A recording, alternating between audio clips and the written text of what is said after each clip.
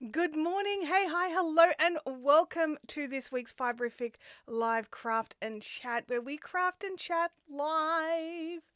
I have had a fun week. It's been a good week. It's been an interesting week. I replaced the webcam. Now, some like just a total derail, so you've got time to grab your coffees and all that kind of stuff.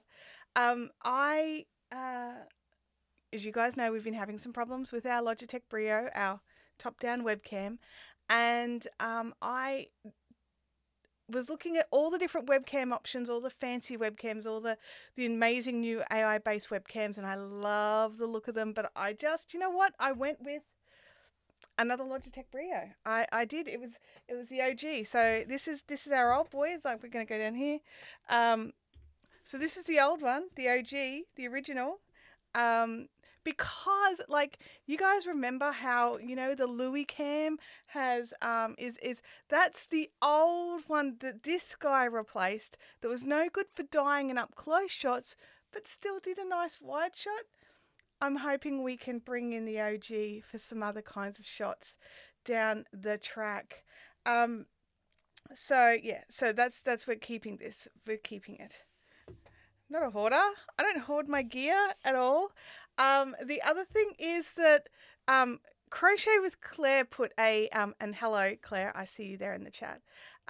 Crochet with Claire put a really interesting challenge up on her Facebook group, which was to frog it or finish it. And I know that I myself have quite a few projects that that still need a lot of decisions, to say the least. So I've kept the top down camera going just because I just want to quickly show you some of the stuff I've decided to keep. So I'm working on the Loki Hocutelli, the Hohi Locatelli Arco Iris. And so I have continued on. I have now cast off the waistband. It is a little ripply because of the waistband I chose, but because it's a snug fit, you don't notice the ripply when you're wearing it. And now I have just set up to keep going with a sleeve. I've still got the other sleeve to go. And then obviously also the neckband.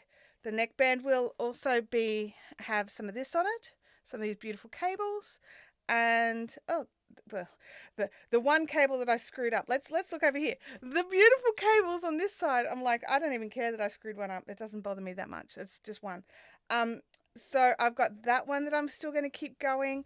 So it is using some really pretty, what's it called? Mayfair Easy Care cotton wool mix blend. I don't know. Look, you know what? I actually went and made a Ravelry project for it like yesterday. I've been working on it since, I'm assuming, May. So this is where I am at so far with this guy.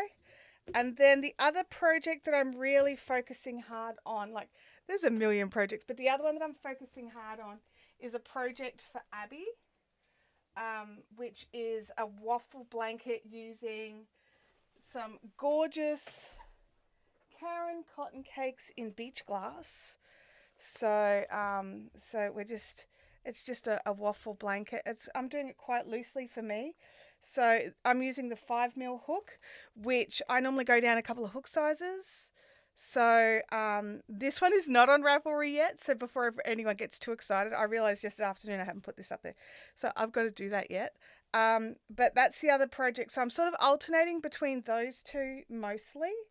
I have another couple that I don't have here to show you, but that's where I'm at. This is the when I just need to veggie while I'm thinking about something else. And the other one is a little bit more. I mean, I'm onto some stockinette in circular, sleeves. So other than making sure I do the right things at the right time, it's pretty veg as well now until I get to those cables again. The cables are intense. Cables are not my happy place, it works out. I don't hate them. I think they look amazing and I think they're totally worth the effort, but they're not my happy place. So these are the two projects. Now, what I did was I actually frogged a pair of socks that were just about to the heel turn. And it was not because I disliked the yarn, and it was not because I disliked the pattern. I love both. But because the yarn had been specially dyed, again, there's that project is sitting on Ravelry as frogged. So while that looked fantastic, I realized sort of probably a bit earlier, but I just sort of left it there for I don't know how many years. That I'd paid for this specially hand-dyed yarn in a custom colorway, and I was not going to use the whole lot because of the nature of, I've got little feet and just, I wasn't going to use the whole lot for the socks. So I've decided to frog it and do some toe up socks so that I utilize every bit that I can on this specially dyed yarn. And another project that I'm going to start, which is pulling yarn from stash, is some knee-high socks. Which I have never made for myself ever in ever. And I have got some Spotlight Noir that I got on ridiculous sale. So I figured that's a good one to try for that because it's a lot of yarn. It's 3 balls. So normally one ball will get an average human's pair of socks. 1.5 for, man, if you've got biggish feet.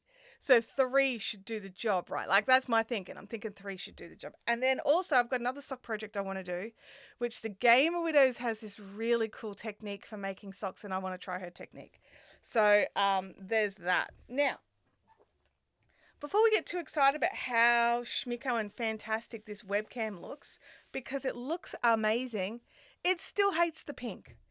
I spent hours here yesterday trying to make it friendly, and the pink is just no one's friend, okay? No camera's friend. It looks phenomenal in real life. It looks gorgeous, but the cameras hate it, honestly. They just, look, I forgot to bring over my dice. Let's have some dice.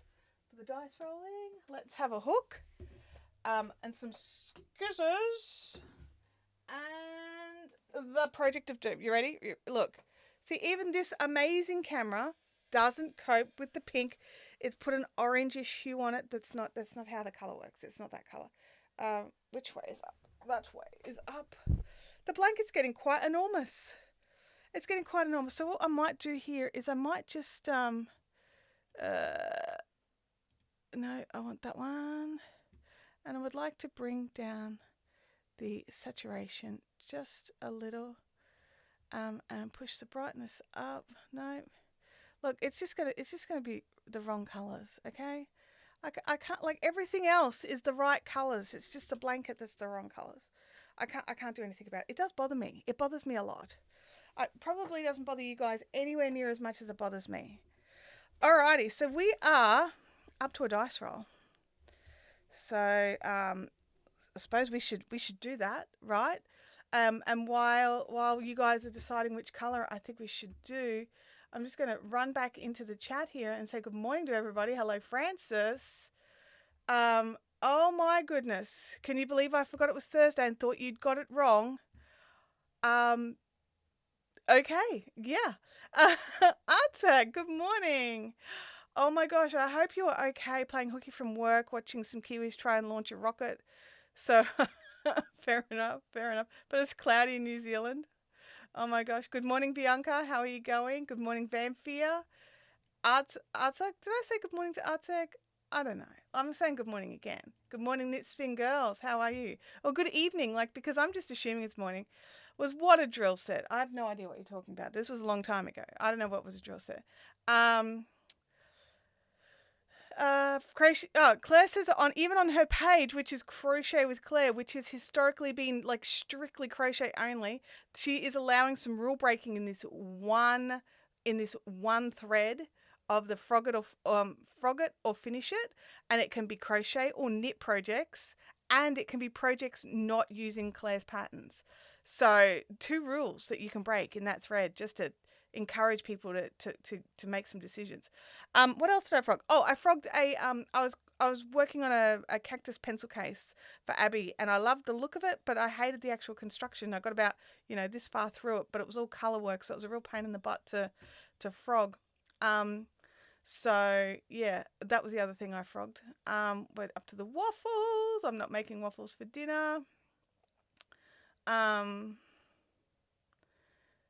Good morning, everybody. Oh, Francis says, yeah, it doesn't bother me at all. Yep, absolutely. Kelly's hoping for a yellow next. Nispin Girl, crazily enough, wants number 3, which is purple. Good morning, good morning. Oh, you are special. You did get 2 good mornings. Sneaky. Alrighty, so let's roll the dice. Like, it's dice roll time, and let's if we can find the dice roll buttons. It's dice roll time. Math, no. My buttons are not where they should be. There we go. I just needed to hit it harder. That's what it was. I was being too gentle. Oh, you need orange again, you reckon?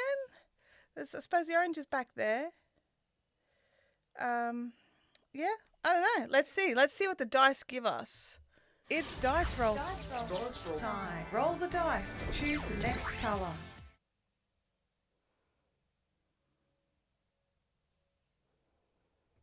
It's dice roll, so let's have a look. We're going to start. Roll the dice to choose the next colour.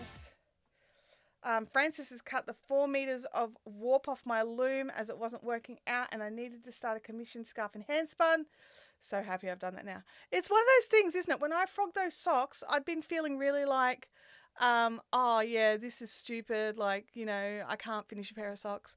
I feel like a rubbish human, blah, blah, blah, blah. I'm a bad crafter. Like, I just can't finish anything. And all these negative things. The second I made the decision to save the yarn for a better project for that yarn and to actually frog it, felt great. It felt awesome. So I want everybody to have that amazing feeling. So I'm also running a variation of Claire's over on the Fibrific Fun Zone, but feel free to jump into either or both and put your posts in there. It doesn't matter if you do both. All right, let's go. It's a 1. It's a 1. We get the orange. Go the Rooster. So let me grab it. Oh, what's going on here? There's yarn everywhere. Who wanted the Rooster? Somebody wanted it. And now Louis is losing his mind. I've got to go and check what that is. I am expecting a delivery, so bear with.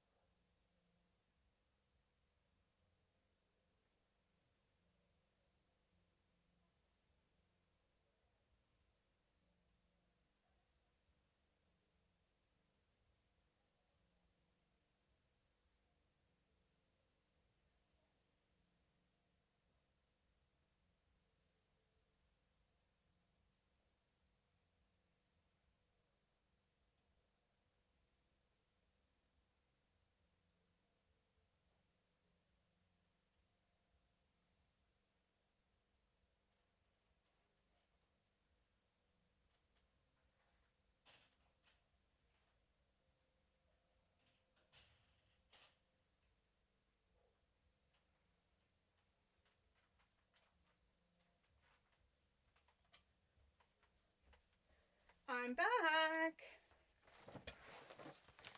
Oh, we have mail. Should we pause this crocheting for a an opening of a parcel. Should we? I think we should. Let's move that to the side.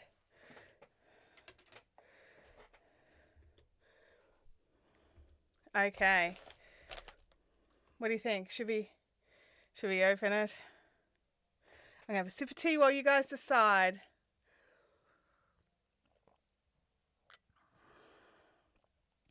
So I've gone out there. I'm just going to pull this away just so that I can open it without my address showing.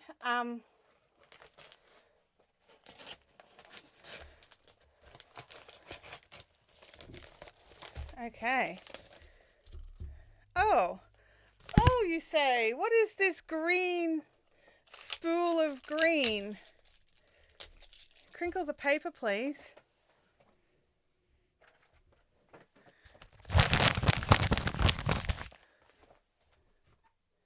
Green spool of green. So recently in my friend circle there has been much discussion over the knitting cords, and I'm using some from that I've got, and we realized that Amazon, so I got 3 meters of the one I got for 3 meters for $22. And this is 25 meters for, how much was it? 18, 12, 14? I don't know, something like that. Now, I did choose they had a choice of 2 millimeter and 3 millimeter. I chose the 3 millimeter. Where's my container? I did poke it in, I thought. Oh, come here, you. Oh, when I pull the jumper out, it's probably, there it is. All right. Okay, so it's definitely thicker. The 3 mil, yeah. That is considerably thicker. I think even the 2 millimeter would be thicker. Where's some knitting needles? I don't know if this is going to do what I want it to do. I mean, it probably can, honestly. Where's some knitting needles? Come here, knitting needles. There we go.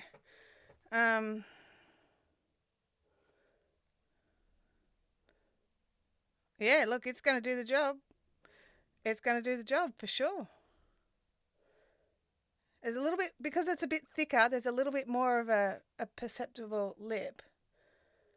So it's for sliding, for using like as waste yarn, that's much easier to slide your stitches off and on. I just used it for this side for the first time. I'd never used it before. And it was fantastic. Honestly, it made picking up stitches off your waste yarn so much easier. Seriously. I think that can totally work. If I can, does it come back off? Maybe it never comes back off. Maybe that's the catch. There it is. Just needs a bit more welly. Need a bit more welly. All right, let's get that back in there in the project bag for you, little thing. Now there was a thinner option, and I did choose the thicker one because I figured I've already got this one, and I've got a Temu brand of it on its way as well. So I thought I would try it, but it's definitely considerably bigger. So, you know, grain of salt. Even if that's a mil smaller, like, so that would be 1/3 smaller. That's 3 mils. I think it would still be bigger than the Barber one. Whippersnipper cord is thicker than whippersnipper cord. Whippersnipper cord is 2 mils. Well, at least mine is 2 mils anyway. But it's not hollow, so you can't just pull it onto your needle like that. But this is cool. I'm very impressed with this. Now, it's not obviously not its designed purpose, but that's the purpose I'm going to be using it for. Ha ha ha.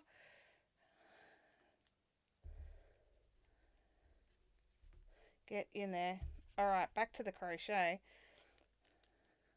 So yeah, better for the bigger hooks and needles. I would say yeah, it's better.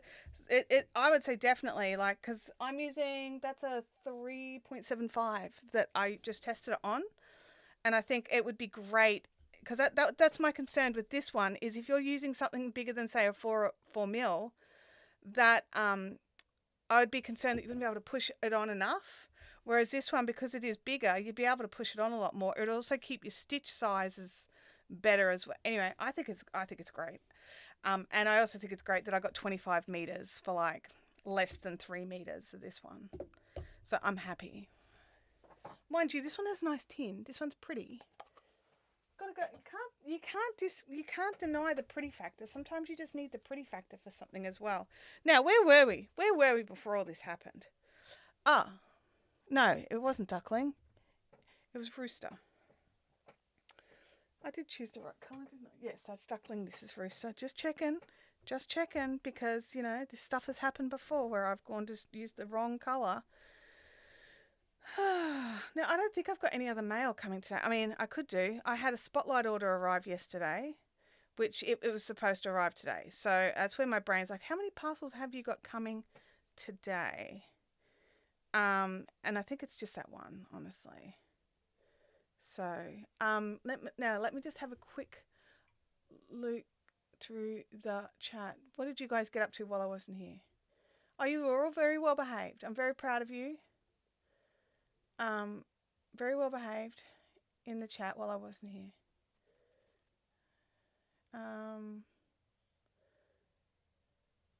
Yeah, Louis does not like it when people come to the gates. Parcel. Yeah, I've actually realised that the 3 projects that I've currently working on are in your bags. Like, because I've got another project in this bag, which was what I was originally making out of the yarn. Oh, I forgot to run my cables. I'm sorry if you guys are getting the swirly. I should run and connect that. I'm going to run and connect a cable because I should have done that.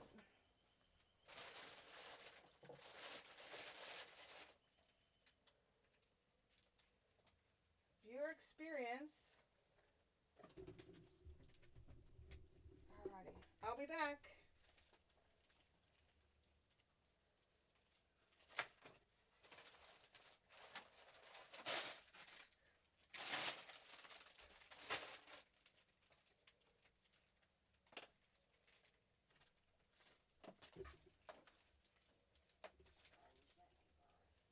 And then I've gone and dropped the cable on the wrong side, so now I've got to deal with it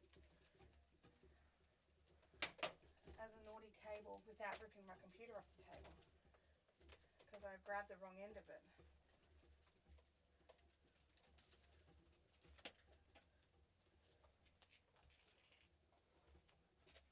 Like an idiot. That's what happens when you do things quickly.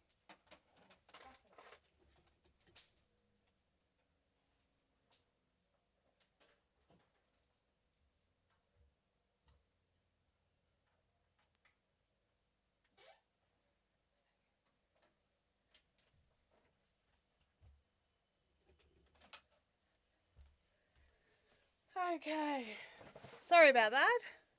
That was something I should have done instead of making a second cup of coffee. Alrighty.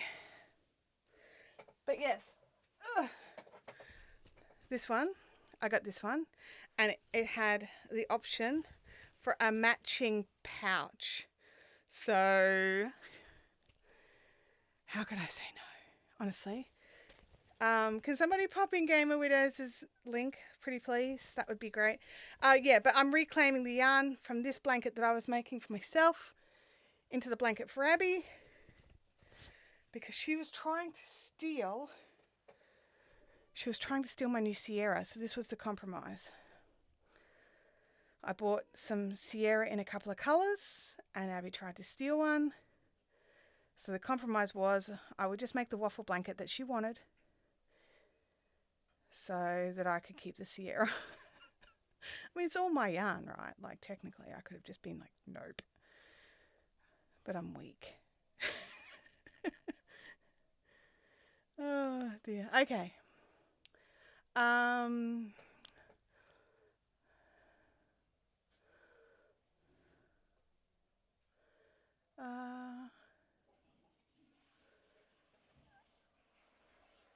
Lots of Gamer Widows chat here. Oh, the link is here. Excellent.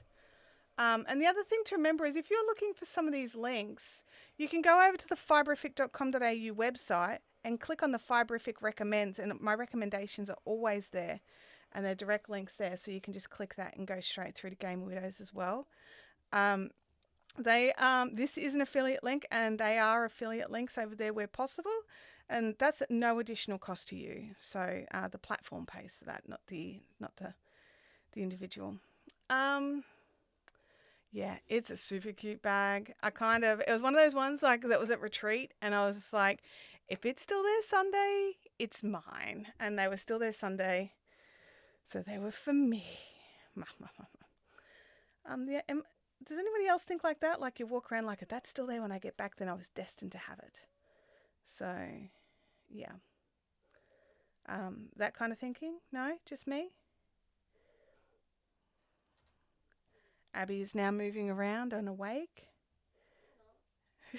She's just gone, not. Oh, it's the pets. Right. Hopefully Louis will calm down now. He probably won't.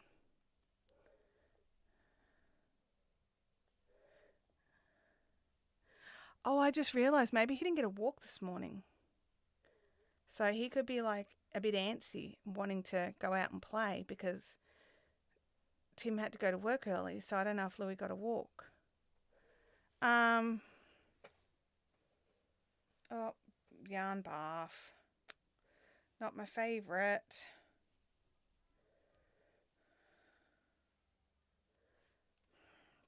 We should use up the majority of that in this row though, which is good.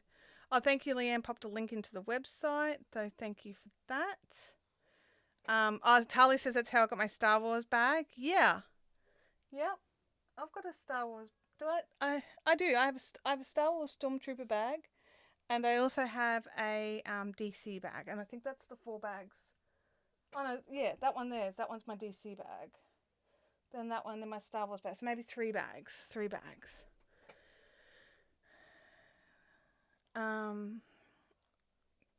Sal says, sometimes depends on how desperate or indecisive I am. Yeah, sometimes you're just like, that is mine.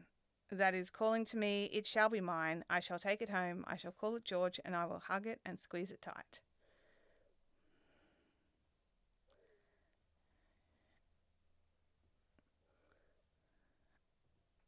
So, what are you all working on in the chat while I'm working on this row of Rooster in the Maker yarn? I shouldn't feed the yarn so much sugar. Yeah, good point. Good point. Less sugar for the yarn. I wish it made a difference, honestly. I really do. I love using this Dirty DK from Maker, and I have been trying so hard to not buy all the new greys that she has in it. I've got them in my cart, but I just had to buy a new webcam, so I'm like, oh, I can't buy them just yet. Need to wait. But yeah, it's one of those, tough call things.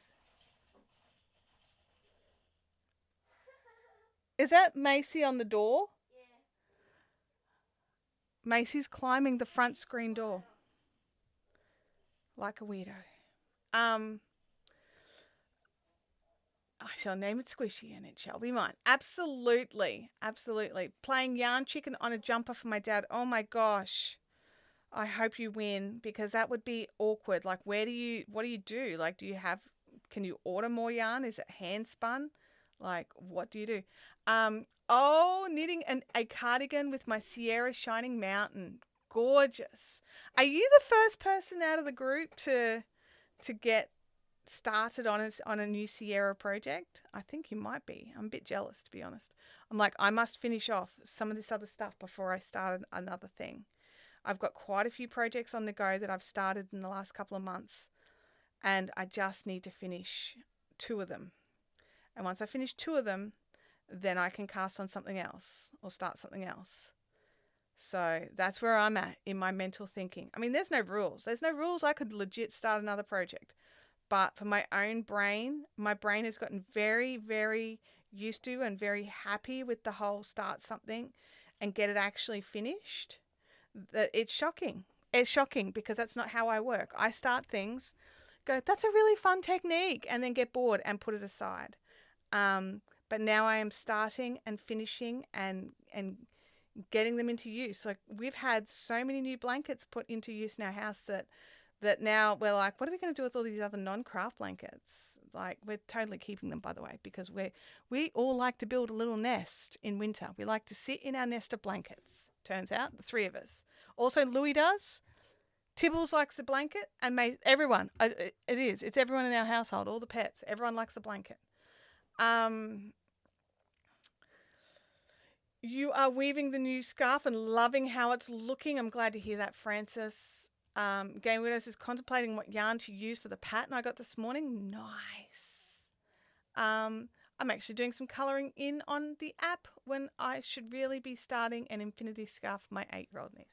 You know, look, I am not the person to say, hey, you need to do the work and stop doing the other thing, because I am not good at that. Like, if I've got a deadline, I keep the deadline. But sometimes I'll just be like, I've got time. I can get it done, and just creep awfully close to the deadline.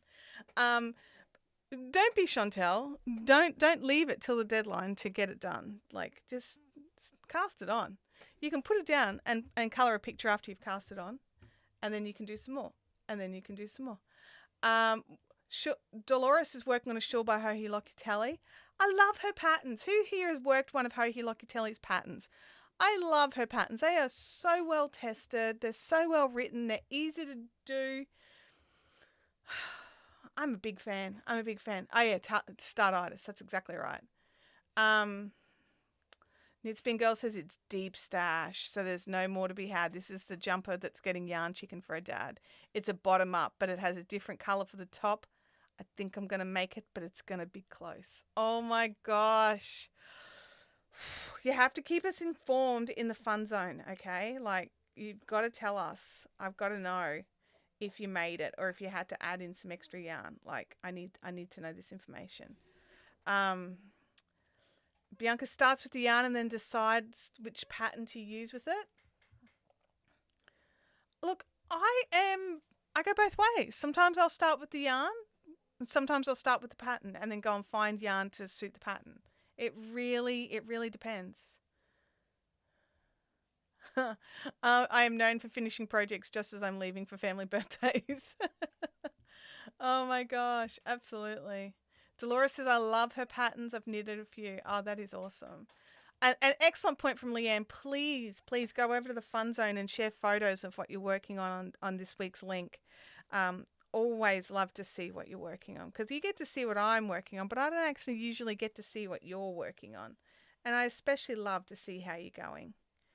It makes me happy. I'm one of these people where you know, if I can be on the team to help you win, I am all for that. I am like, that's my goal, is that I want everybody to have their wins with their yarn crafts, with their whatever. I want you to have your win. And if there's stuff I can do to help, I will certainly try. That's my thinking on that. Let's go in there. No, I have. I've split the stitch. Let me just see if I can grab it all. There. Oh, no. There we go. Got it. That bit was particularly splitty. It's unusual. It's unusual. It's nice. Oh my gosh. Abby has been watching a lot of Kath and Kim, and I think it's starting to rub off on me because I'm hearing it in the house a lot, and I'm not sure how I feel about it. Actually, I know how I feel about it. I don't like it. I just don't like it. But she loves it. Unfortunately, she also loves the fashion. So if you don't know what I'm talking about, you need to go and Google Kath and Kim. The Australian Kath and Kim. I know they tried to do an American version that didn't work as well or at all. But yeah, you need to go and Google the Australian Kath and Kim. It's terrifying. It's terrifying. A question about crocheting infinity scarves. How do you know how long is long enough? Now, generally with scarves, it's got a lot to do with the height of the person you're giving it to. But you're giving it to a small person who hasn't finished growing yet. So you want to make it a little bit longer than her height. Does the pattern not give you a recommended length?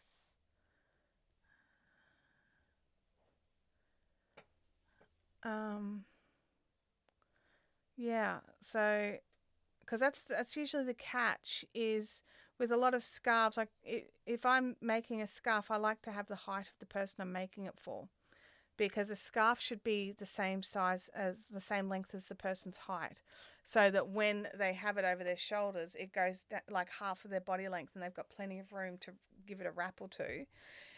Infinity scarves is not the same length, like cows and things like that. It's not the same length as their body height. But do you want them to be able to have it just as a single thing? Like, do you want it to sit quite close, a bit lower? See, I would think if you're giving it as a gift for an 8-year-old, you'd want to make it a bit lower so that when they grow, it can creep up and still be wearable. That would be my thinking. If anyone has got any advice for Sally in the chat, please throw it in. I make a lot of cows, not so much infinity scarves. But for me, I like my cow I like to be able to loop it twice. I don't always wear it looped twice, but I like to have the option. So, yeah.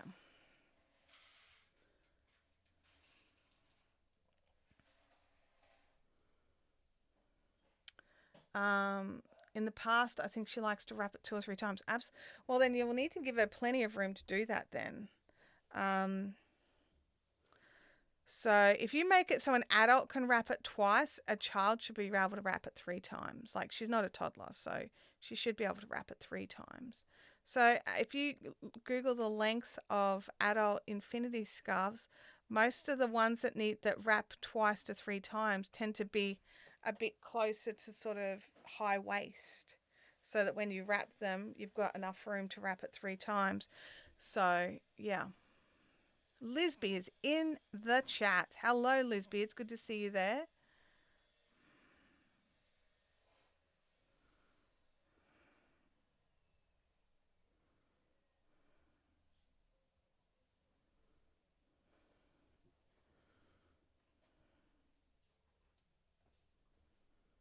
We are nearly at the end of this row of Rooster of the Make a Dirty DK. This blanket's going to be so squishy and so nice to use. I cannot wait, honestly.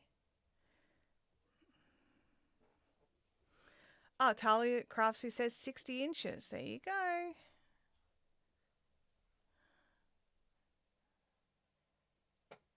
Oh, you had to do your... I mean, I don't have a support worker, but I had to do the dishes this morning too. I don't normally have to do the dishes, but it needed doing, so it seems it's a dishes day today. Who else has had to do the dishes before the live stream today? Oh, Macy, you did not have to do the dishes. She lied. Macy is just like, me? Macy, what are you doing? She's walking around the house yelling at people. Like, where are you? Hello? She does that a lot. It's kind of cute.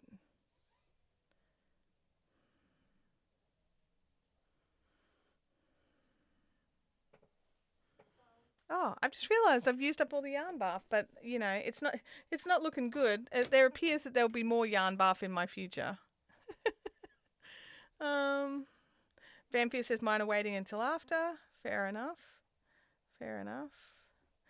I was cleaning down the benches, so I got into the swing of things, and then it was just like, oh, I'll just get these dishes done too.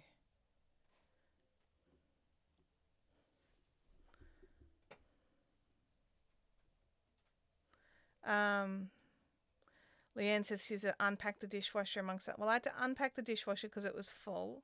I had to put away yesterday's dishes, unpack the dishwasher, because a lot of the plastics don't dry, so we put them up in the dish rack to let them dry properly. So then, you know, unpack the dishwasher, then repack the dishwasher. I mean, it's not the same as actually filling a sink with water and hand washing all the dishes. But when you weren't expecting to do it, it's still a task that needed to be done that was not on the list. There we go. we are done with this colour for now. Alrighty, back to the Flamingo. This skein is starting to look very flat. So we'll go like that. Oops. Go away, Rooster. Hello, Flamingo.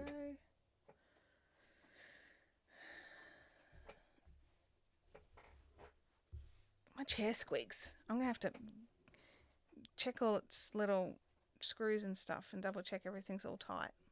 I had to clean the filters off the dishwasher, then put it on a vinegar wash cycle, so it was hand wash day for me.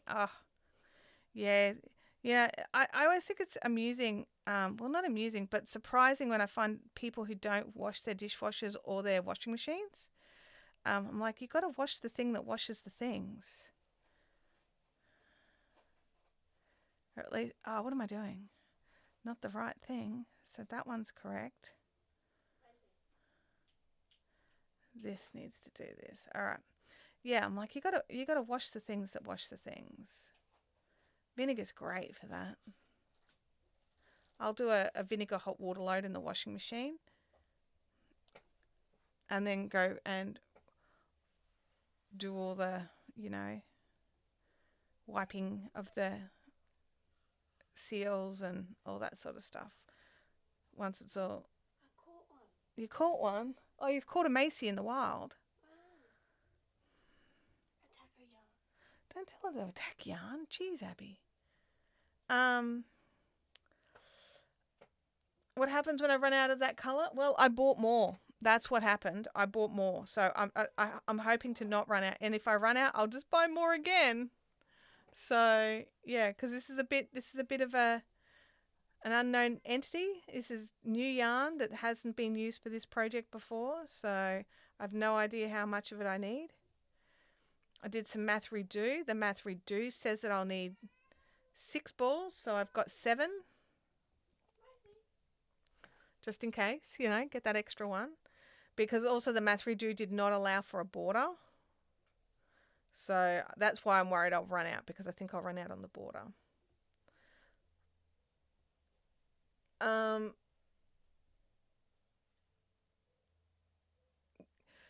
Yeah, look, you know what? I've been watching these ads lately about, when people open the fridge and the fridge is empty and it's Future Me's problem, but then Future Me pops in with an armload of pre-prepared meals saying, oh, look, you're going to need these because this week's going to be an absolute mess. You can thank me later. And I'm like, you know what? After working on that blanket where Past Me decided Future Me could weave in a million ends, I'm not a fan of Past Me. So I don't want to be the Past Me I don't like anymore, where I've left something to the Future Me to deal with. So, because, there was a lot of ends to weave in on that blanket. There was a lot of ends.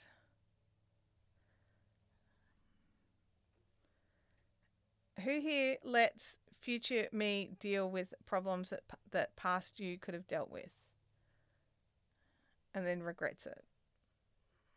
Our regular dishwasher is at school and spent dishes time studying for a test, so I get that. Yeah, that one's okay.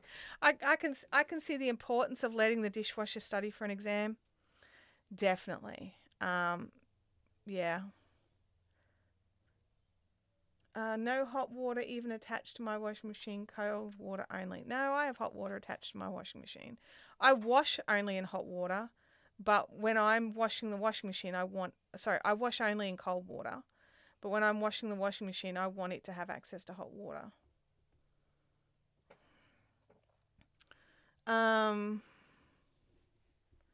My washing machine and dishwasher both alert to needing big clean. I mean, I don't know if mine has an alert. I kind of just look at it and go, it's time. Needs doing. I wonder if mine has. I know my dryer has a, hey, you need to empty the lint thing alert. I don't know about my washing machine. It's a fairly new washing machine. I'll have to look into it. I didn't even know it was a thing. Never put something off until tomorrow that you can put off until the day after that. I mean, okay. Fair enough. If that's your motto, that's your motto. Yours doesn't have hot water either. Yeah. Look, and a lot of the cleaning stuffs, they all work in cold water now.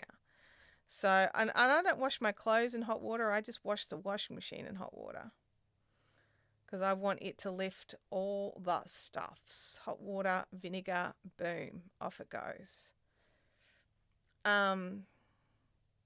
Yeah. But all the washing gets done in cold, I think. There might be some auto options. No, I don't know. All my standard laundry is always on a cold setting, but who knows with some of the specialised settings.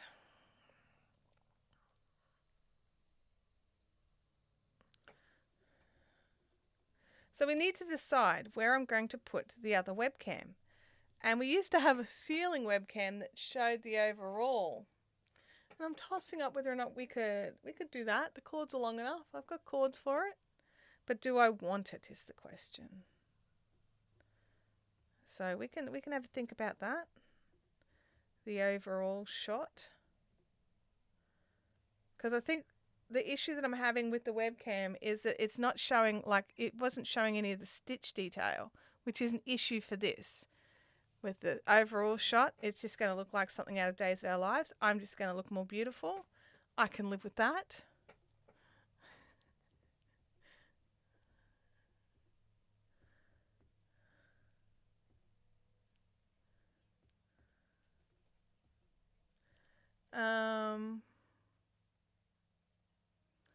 I don't procrastinate. I strategically allocate time, resources. See, I wash my sheets in cold with it's not bleach. I don't wash anything in bleach. But it's like a nappy sand. What is that called now? It's got a different name. Another company's bought it. It's like an in-wash powder that for stains and stuff. And then the sheets get to go out in the sun on the line for some extra sun antibacterial stuff. Actually, just about all our washing goes on the line, to be honest. Every now and again, weather or timing, it'll go in the dryer, but usually it goes on the clothesline. Is it an Australian thing that we still use the clotheslines predominantly over dryers? Or most Australians do, not all. A lot of the new houses don't have a yard big enough for a Hills hoist. So, they get those little pathetic off the side of the building foldy outy things that you put a towel on it and it's full. Vanish, that's the word I was looking for. Thank you, vanish. But yes, like a vanish style, oxy action, in wash, stuff. John says, if I had sun or a line, I'd do that. Yeah, you got to, if you don't have it, you don't have it. It's that simple. I was just wondering if it was an Australian thing.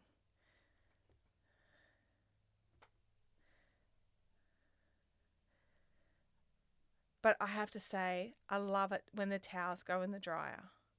They go so soft and floofy.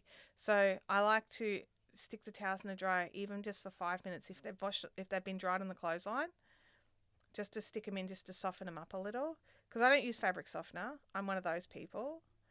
And I don't know about other countries, but in Australia, the fabric softener actually coats the fire retardant of children's clothing. So therefore actually negates the fire retardant and is actually flammable. So I look at it like, oh, look, let's add petrol to our kids' clothes. That's my thinking. Also, it smells. I don't like the smells. The smells are too much for me. So obviously I have an opinion on this, a strong one.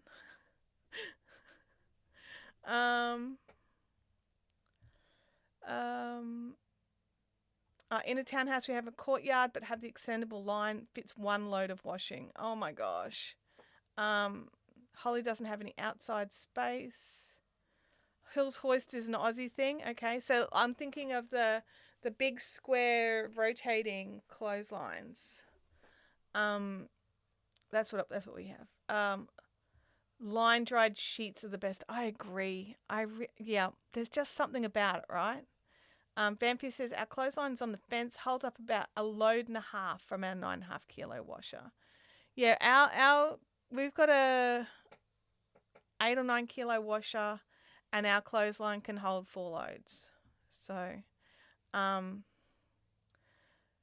says, I'm finding here I'm using my dryer more. We have lots of undercover room to hang, but it takes so long to dry and my legs can't take it. Yeah, absolutely. There are days, like for me to get to our clothesline, it's actually up some stairs, like up a big step.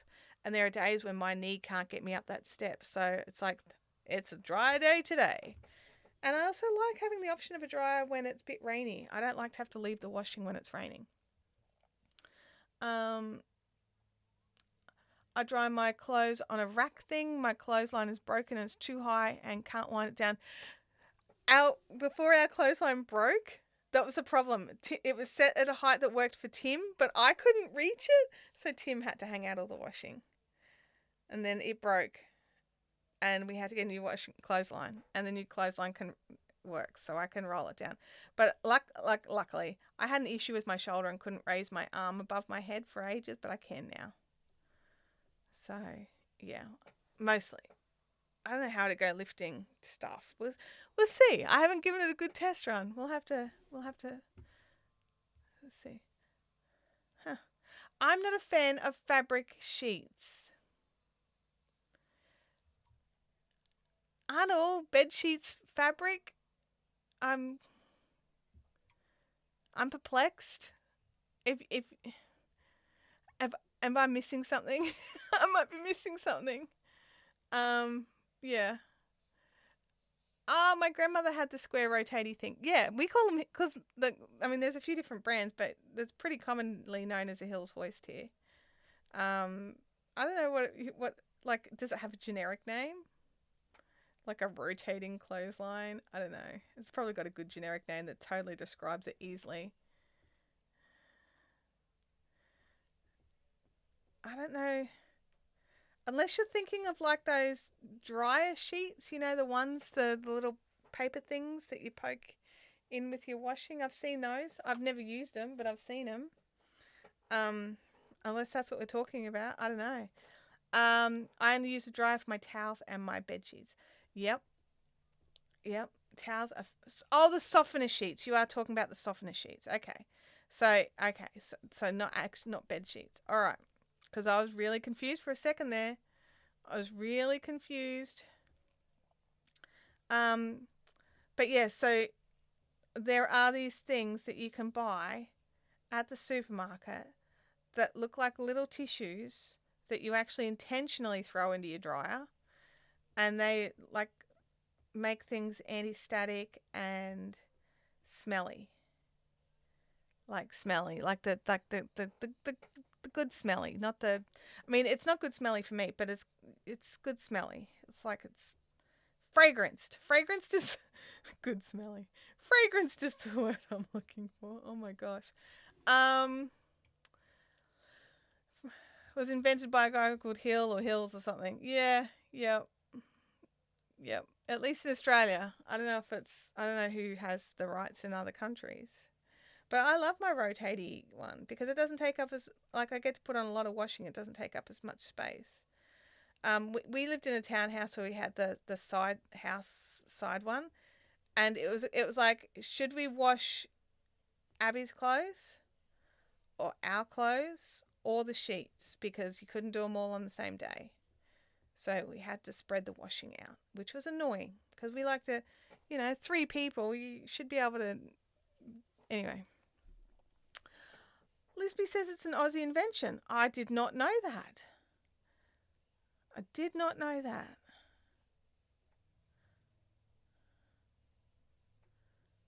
I miss the old big steel one we had out the back because it was huge and had tons of space between the lines. We've got one of the newer modern ones now. But the advantage with that one is that if we've got people coming over, we can actually fold it down like an umbrella, lift it up out of the ground and put a cap on the ground so that nobody runs into the clothesline. Like, I like that idea. Not that we ever have people over, but, the idea is good.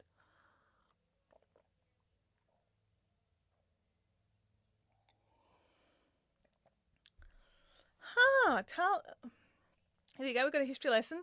The Hills hoist was developed in Adelaide, South Australia by World War II veteran Lance Hill in 1945. He got home from the war and realised his backyard was getting crowded, so he designed and built a rotary clothesline from some old pipe. Residential regulations across America prohibit the humble hoist on fears they detract from the perfectly manicured backyards and could reduce home. Really? Like, I won't buy a house that doesn't have a Hills hoist. Like, if we were looking at houses and they had the thingy off the side, I was just like, nope. Hands up who swung on a Hills hoist and bent the arms. We didn't break any, but we definitely had Mum yelling at us. Get off the clothesline, you're wrecking it. My clothesline is where the spiders live. I use a portable one under the pergola. Yeah. Yep. My auntie's one was permanently bent by my cousins and I. Yep. Yeah. Wow, I can't believe it was banned in the US because it doesn't look good. What? I've seen some US backyards. They could use a Hills hoist. I mean, I've seen them on videos. I haven't seen them in real life. Anyway, not to judge.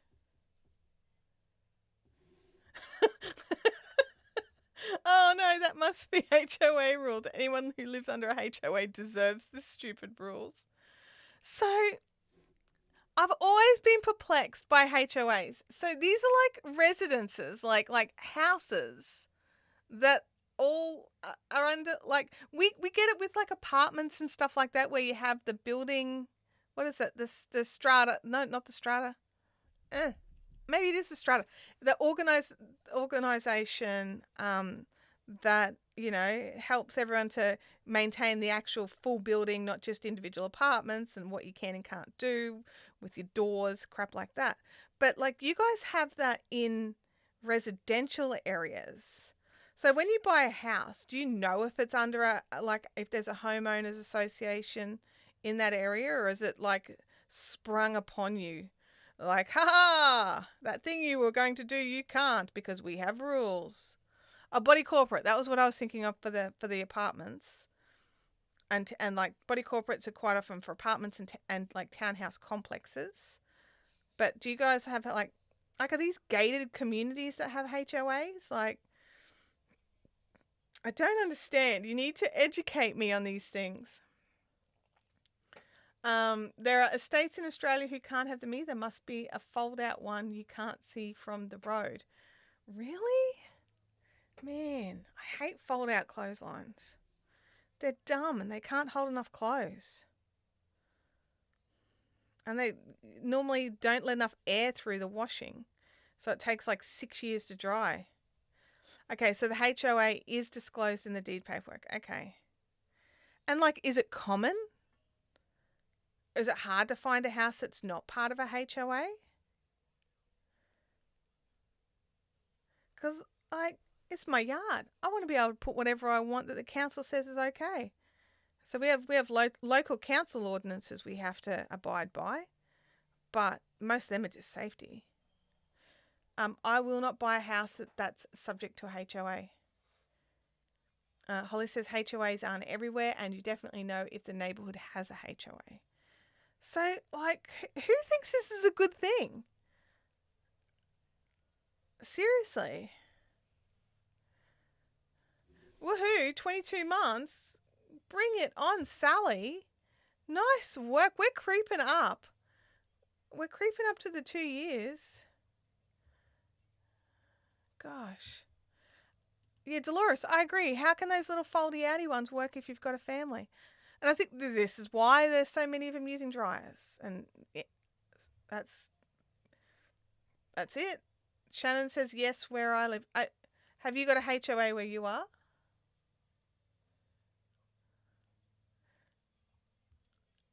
We have some opinions about HOAs coming through here. Florida Manufactured Home Living. He actually specializes in real estate content.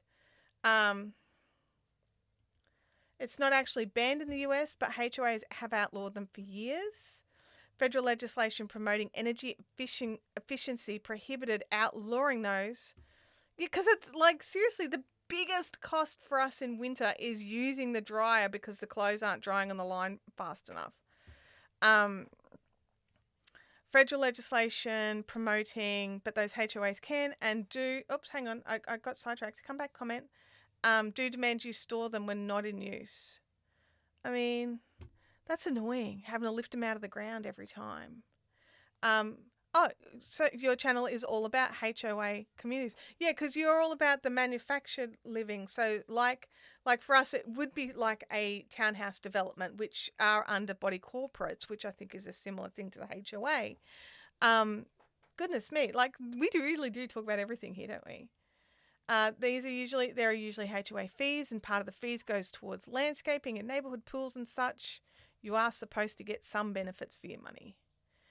But like, yeah. So I get it with the like the manufactured home living communities being like the small, like think in Australia, think like the demountable, little demountable houses that are part of caravan parks. I think is probably the closest thing to the manufactured home living that we have here in Australia. I could be wrong. Russell will definitely let me know. I can't count.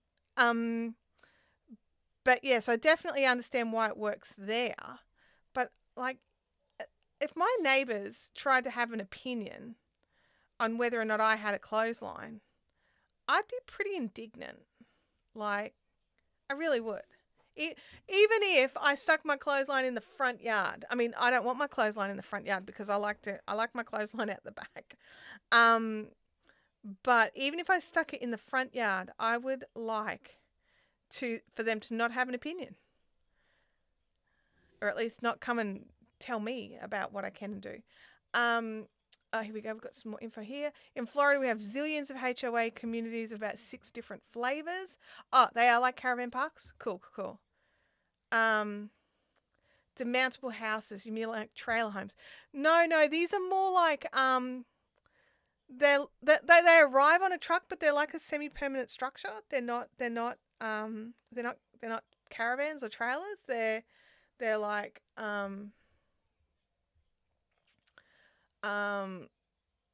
they're buildings. They're like I don't know how to describe it. Abby, what's the word we use to describe the little houses that we stay at when we go and stay in like caravan parks? Cabins. Yeah, they're little cabins. They're little mini cabins, but they're not on wheels or anything like that. It would be difficult to move them once they're set up. Yeah, I called it demountables, but I'm trying to describe it to people who haven't heard the term before. A fun fact, US major park owner Sun Communities has invested millions in AU caravan parks. Oh, there you go. Someone needs to invest in it. Samantha Stewart, good to see you here. But yeah, no, interesting. Prefabricated cabins. That is it. That is exactly the way to describe it, Francis. They arrive on the back of a little truck or a back of a big truck. They're dropped off and then they're plumbed in and they get their power put on and a little balcony added and all that sort of stuff. But they're like 3-bedroom, 2 to 3 bedroom little places. They're not all tiny. Portable homes, prefab homes. Yes, that's manufactured homes. That's the point. Deb D is in the house. Absolutely. We have prefab cabins in our KOA campgrounds. That's probably exactly what I'm thinking about. I'm not sure if it's the same what Russell does, but that's definitely where I'm thinking. Artseg always called them portable homes. Yeah, I call them demountables. But different places haven't heard of different terms. Turns out like the Hills Hoist, which shocked me. I still can't get over the fact that some people are not allowed to have them because they don't look pretty. that, I'm like, what? What? Anyway, like, where do you hang your linen clothes? They can't go in the dryer.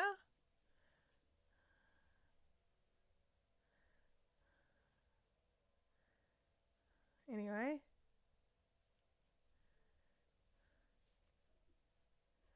Ah, Samantha Stewart, we've already got a team of exceptional moderators here, but thank you for letting us know.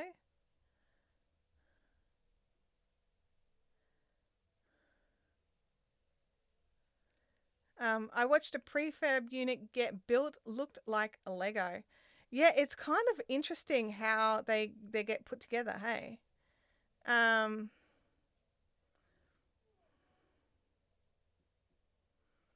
manufactured home is a 1 to 2 section. Hang on. Is a one oh hang on, I missed a comment. It moved really quickly. A 1 to 2 section home built on the chassis of an 8 to 12 foot wide and assembled on site. They are towed on their own chassis. So yours have wheels. Okay. Oh, on site the wheels are removed. Hang on, keep reading. The sections assembled together and the utilities hooked up. They are permanently installed and expensive to move. Okay. See, ours arrive on trucks. So they don't have their own wheels.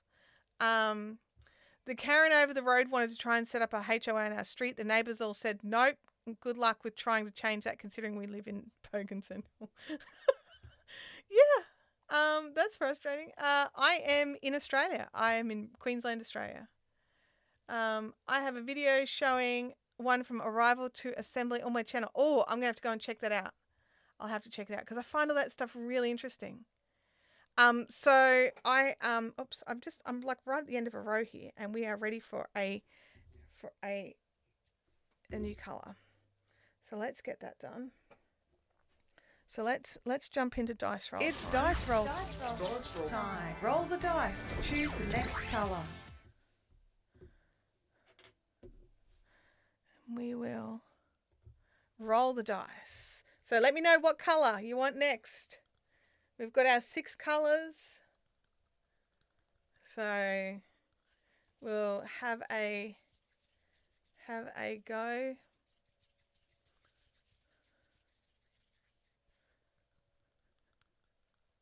Alrighty. Let's roll. Shannon wants a 4. Knitspin Girl shockingly wants a 3. I'm going to have a heart attack when you choose a different color one day. I'll just be like, what? All right, let's go. We have got a 6. 5, 6. We've gone green. We've got Amphibian. Oh, come here, you. Where's the end?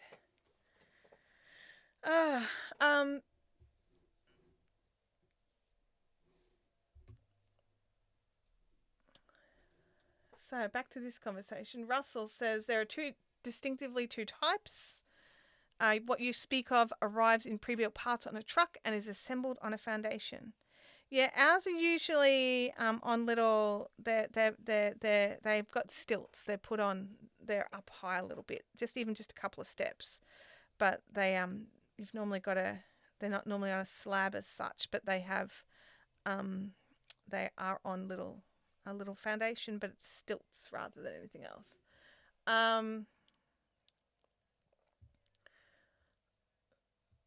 John's happy. John got the green. John wanted the green, and he's got the green. He's a happy boy. And Leanne wants the green too. Yep. Oh, and Holly. Holly, hang on a second. Holly had 6. There we go. Holly wanted 6 as well. There we go.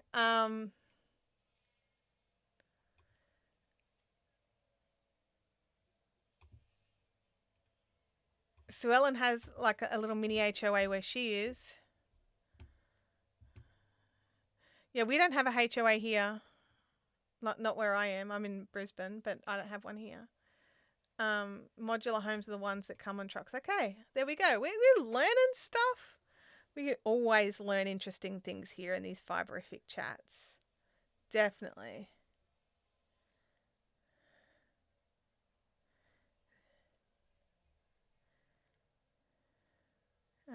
One, two, three, 4. We need one more.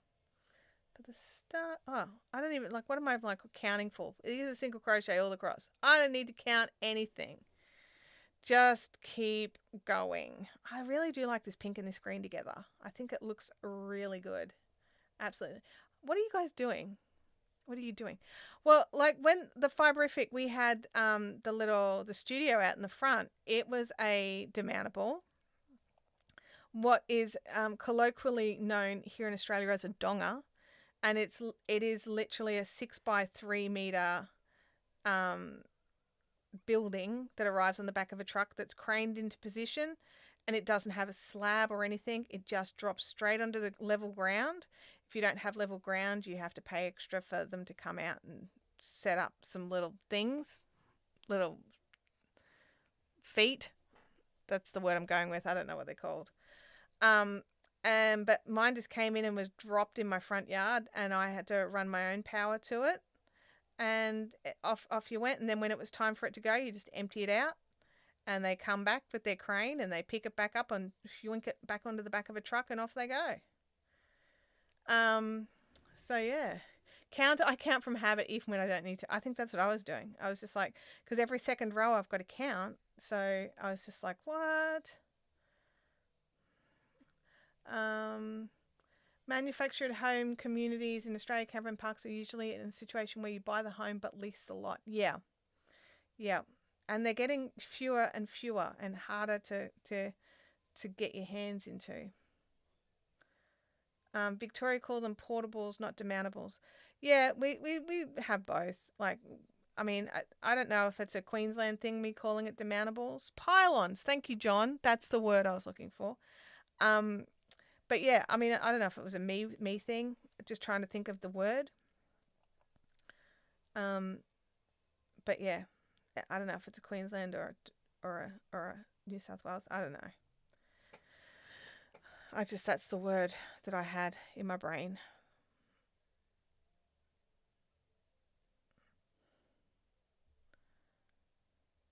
All right, so something that's been jumping around my brain a little bit since it happened, and she's probably already left because, possibly. Samantha Stewart jumping in, wanting to be a mod. Okay. You guys know that in my other world, I am a YouTube live stream specialist, right? Coming into somebody's live stream who you are not a regular community member of for the first time and asking about being made a mod is not cool. And that's why I'm like, my brain just keeps circling back. It's not cool. To become a mod on somebody's channel, you should be an active member of their community. You need to understand the tone of the discussions, and you need to be there regularly. Walking in and going, "Hey, make me mod," that's not how it works. And any channel that does that, I feel doesn't actually respect their channel, and it certainly doesn't respect their community. So if you walk in here and in the stream and instantly ask to be made a mod when I don't recognize your name, it's definitely not going to happen, and I'm probably going to call you out on it. So if you want to be a mod and you want to be a good mod, that is awesome. Like, I am all for there being more good mods on YouTube. I am 100% keen for that to happen. But you need to build or be part of a community for that to happen. You can't just go in and join somebody else's community and 5 seconds later say, "Hey, give me this, earned power, this earned task that involves trust." So, Sue Ellen, I think you might be a bit far. I think you might be a bit behind on the stream. You might need to refresh. I'm just going back. Yes, Australian homes are expensive. Like I'll like, "Oh my God, houses are so expensive in LA. It's ridiculous." And I go and look and I'm like, "Oh dude, they're paying the same as what we're paying here in Logan," which is like the really crappy part of Brisbane. It's like the cheap part. And you're like, "Oh yeah, so expensive." Even converting from Australian to US dollars. I'm just like, Yeah. Um, yeah. House prices are painful. Oh my gosh. Yes, they are. John says, I wouldn't let half the regulars in here be mods. Well, oh, John, see, you know my pain. You see my problem. I've had to, no, our mods are fantastic, and I'm so happy we've got such amazing mods in here. Um, in Queensland, demountables were often used in schools as temporary classrooms. Half the classrooms at my high school were demountables, as they slowly paid for more buildings to be built because our area grew, so they had to do it. Maybe you should start a course for mods. I mean, it's on the cards. It's definitely on the cards. Yeah, I'm fussy, so Oh, I've just realized. I hope that didn't make any changes for you guys. I just need to lock something here because lock, lock, lock, lock. Because I was scrolling around and it was changing the size on something. Whoops. Let's not do that. No, it has. It's changed something. There we go. I don't even know what I'm doing. Which camera is that needs locking? There's a camera that needs that one there. There you go. Locked it. I can't play with it anymore. There we go. Whoops. Sorry about that. Such a professional. Happens on TikTok too. Start a live. People are like, ooh, can I mod? Like, no, who are you? Yeah, absolutely.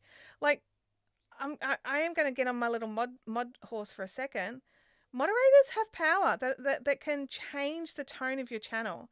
So you have to make sure that the moderators that you choose are people that you trust with that power. They can boot people out of your chat. They can delete comments. They can time people out. Like there are things that they can do that can change the tone of the conversation. You don't want somebody you don't know doing that in your chat. Like, goodness me. No, probably not a scammer. No, some people just do go around asking to become mods because they think that's how it's done. Absolutely. I wouldn't assume a scammer. I would just assume somebody who doesn't understand the etiquette yet. They'll get there. They'll learn.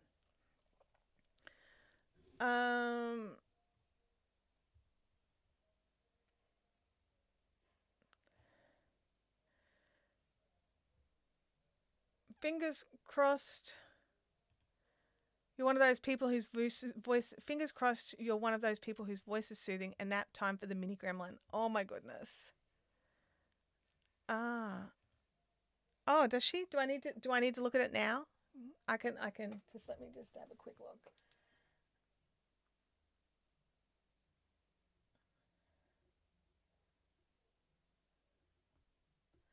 Okay. Cool, thank you. But yeah, just it's still not okay. Oh, and yeah, absolutely, they can share links to garbage. Absolutely right. Absolutely right. And if you've got like a really busy chat where you're not monitoring every single comment, which there's quite a few chats that are that active, then it could totally fly under your radar for some time until somebody in your community actually comes out and goes, hey, something dodgy is happening here with these links. And it may not be straight away. So you could actually damage the reputation you have with your community by not being aware and careful of what's going on. And YouTube lays all of that blame fairly on the channel's shoulders. I don't want to be a mod. Too much work. I'm too lazy. Yeah.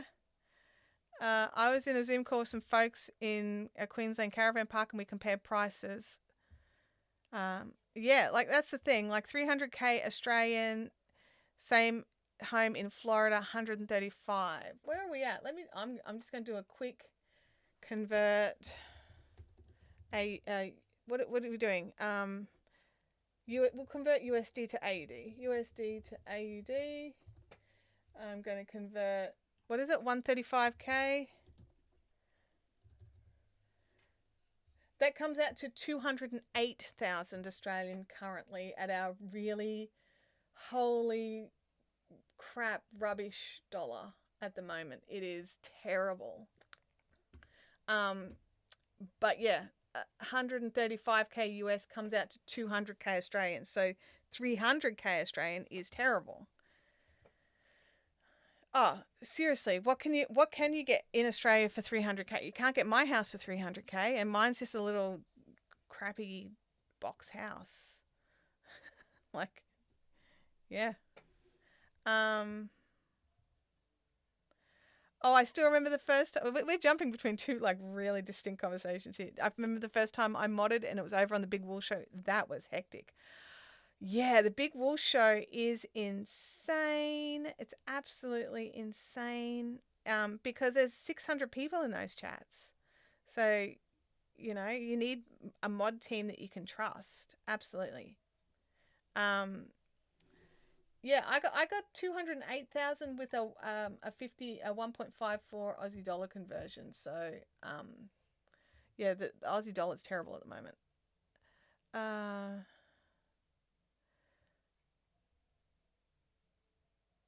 Lisby says mine's on 400 square meters is worth 750k. It's insane.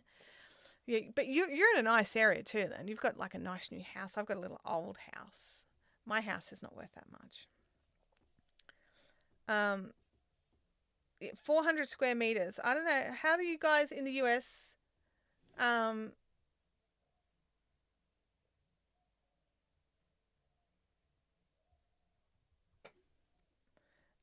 how do you guys measure your land sizes in the US? Is it square feet, square miles? Like, I don't know. Like, I don't know how to compare the 400 square meters for you guys. Because, like, 400 square meters here, that's small. That's small. I'm on a quarter acre block, which is 990 square meters. So 400 square meters is less than half of a quarter. Oh, you guys do acres. Okay. So, yeah, all right. I'm on a quarter acre or just under a quarter acre. Like 1,000 square meters is a quarter acre. And I'm on 990. And I think ours is basically land value because our house is dumpy. Yeah, we haven't actually had a valuation here for 15 years, honestly.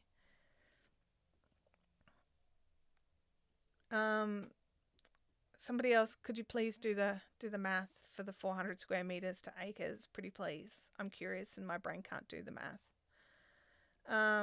So you're less than an eighth of an acre. Yeah.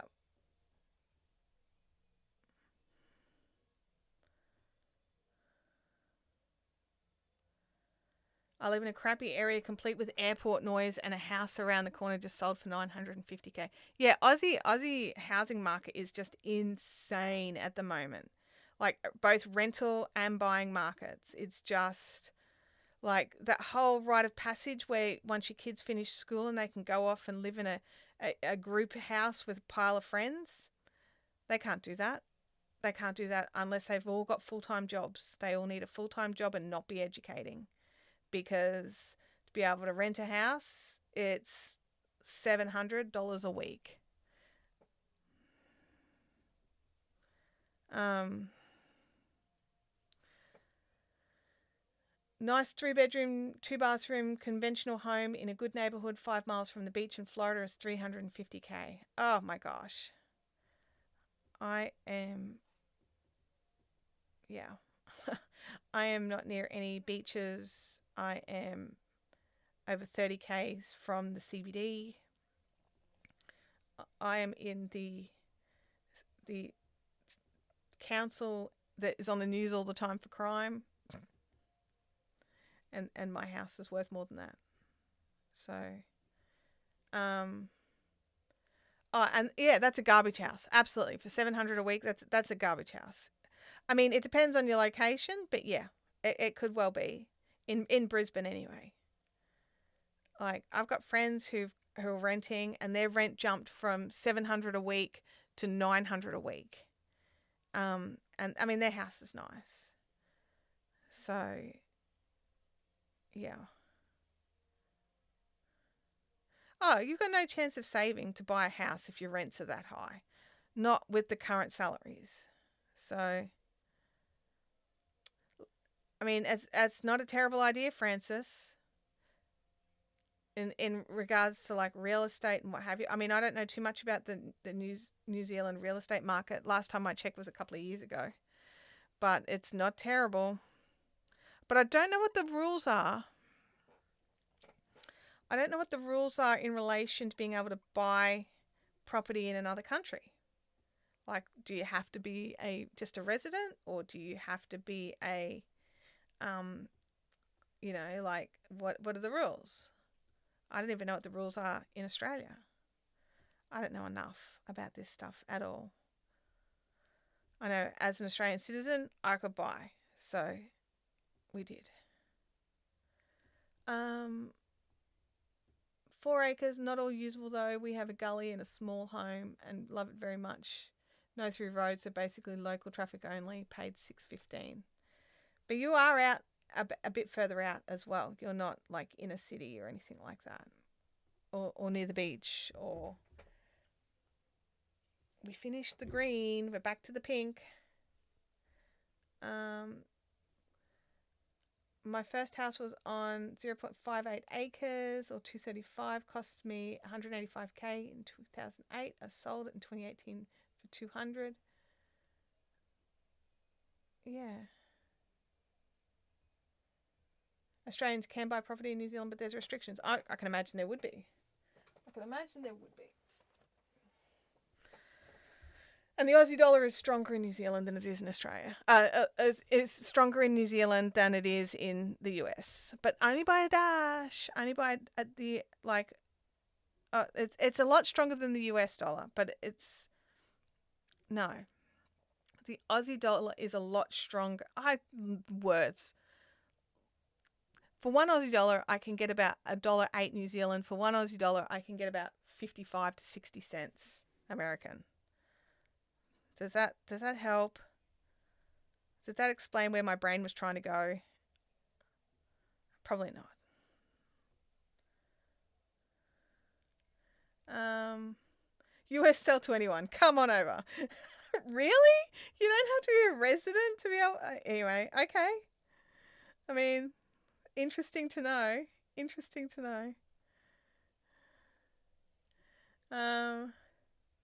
I mean, we could afford to buy over there. We just can't afford to fly there because the airfares are just ridiculous at the moment. I was reading an article last night about how very recently the Australian government refused the right for Qatar Airways to increase its international flights out of Australia to America and Canada by an extra 21 flights a week.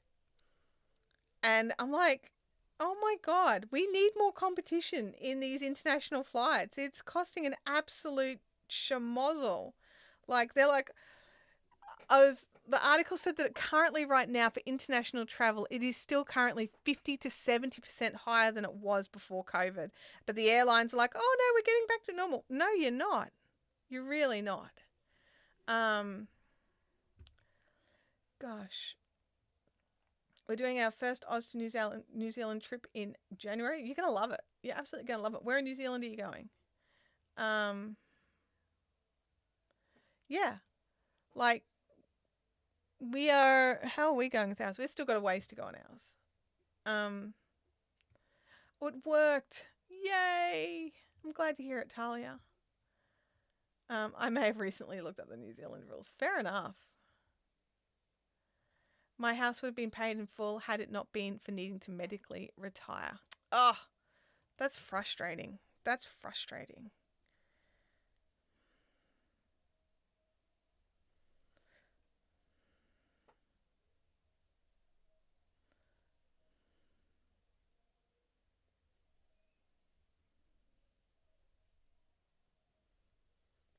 I'm not traveling anywhere. I renewed my passport and the stupid government with all my paperwork for my ID purpose spelled my dad. Oh no.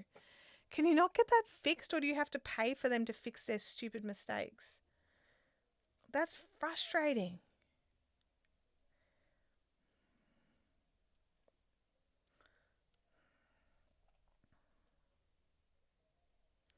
Like, dude, I know how to. I have a problem with people misspelling my middle name all the time. My middle name has a double L in it. Most people spell it with a single L. It's just one of these names where people are used to seeing it with a single L. My birth certificate has it with a double L. My parents pronounce it slightly different. And so my middle name has two L's. And the number of times I've had people correct it because they think I've misspelt my own middle name. And you're like, no, I had it correctly. No, that's not how you spell that name. No, that's how my family spell that name. So yeah, I don't have to pay, but I have to wait another bunch of months for them to fix it. I mean, at least they're fixing it. Oh, they did the same. Yours has two L's. Oh my gosh, it's so frustrating, right? And you're like, I know how to spell my name. And even if I didn't know how to spell my name, there's a copy of my birth certificate for this stupid passport. It's written on there. I have to have it the same as that. Oh, yeah, I can imagine. Knitspin Girls Creations. Knowing what your real human name is, I can see that they would be wanting to chuck a different letter on at the start. Oh, yours is William? Yep. There's Doesn't all Williams have two L's?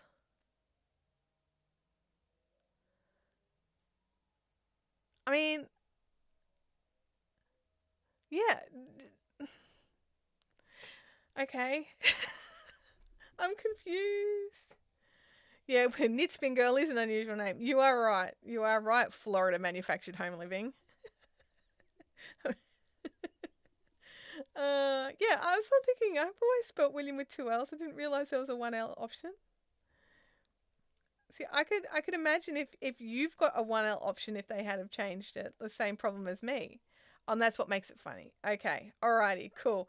Because I'm thinking, oh, maybe that's another Australian thing. The audacity to tell you got your own name wrong. Yeah. Oh, it can be frustrating, but I'm glad they're fixing it, and you don't have to pay for everything all over again. Because I wouldn't be surprised if they made you pay for it again.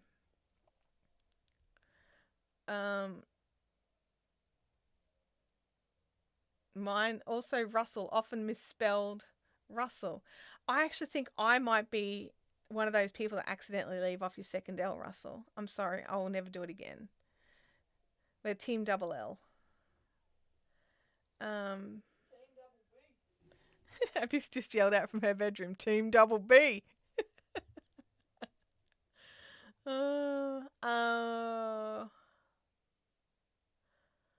Nobody, even Corey, knows how to spell his middle name. Oh my gosh. My mum has a misspelling for her middle name. Her dad didn't know how to spell her middle name, so just spelt it how it sounded, which is just wrong. So mum's had to correct people her whole life. No, it's spelt this way. I'm like, Mum, you could just get it changed by like deed poll or something. She's like, no, I'm used to it now. I'm like, okay. An apostrophe screw everyone up. Yeah, they do. Yep. Yep.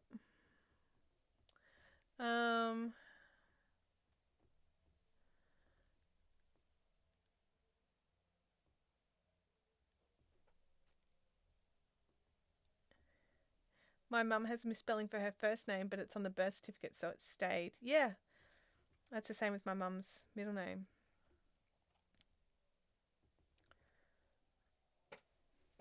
Oh, there's one. Catherine, with no extra E in the middle. Papa can't spell. Yeah, maybe it's a dad thing, like back in the day when the dads filled out the paperwork because the mums were convalescing. And it's like, that'll do. That's how it sounds.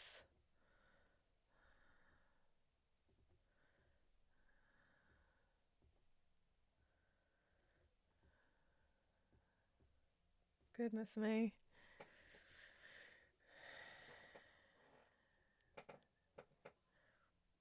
That's very interesting, John. 3 different spellings of the same name. And do they all just say Catherine, or was there any Catherines? Because that's the other thing. Some people pronounced it Catherine rather than just Catherine.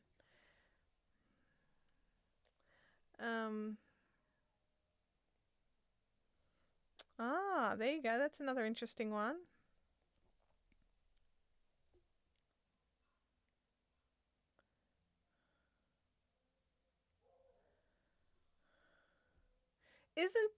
I love D'Artagnan, but isn't it D apostrophe in there? Gosh. Here we go. Speaking of people inputting mistakes, my son bought a collector car. They entered the wrong amount of kilometers, wrong by 100,000 kilometers, and now it's flagged as tampered odometer, and they won't fix it. Oh my gosh. I thought D'Artagnan had a.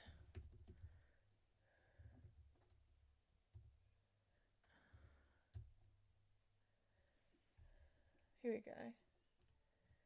This is how I thought it was spelled. That's how I thought it was spelled. From like the what's the books? The Three Musketeers. The Three Musketeers. D'Artagnan was one of the Three Musketeers. I could be wrong. I never had a problem with people misspelling my name, but I'm amazed at how many people mispronounce such a simple, straightforward name. Well, Artag. I had to check.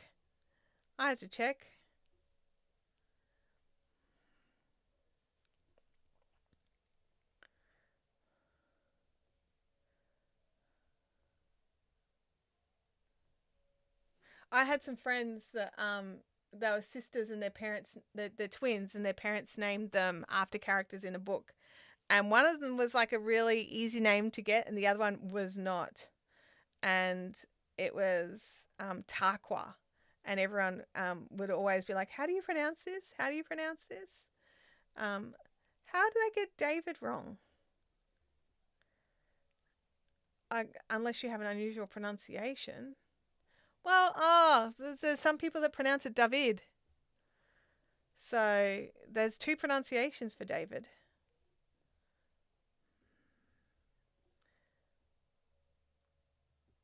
Yeah, that's where I was going with it, John. Athos, Porthos, Aramis, and D'Artagnan. See, I didn't realize the IE was. I thought the EY was the male way. I thought the IE was the girl way. I don't know. I know nothing about this stuff.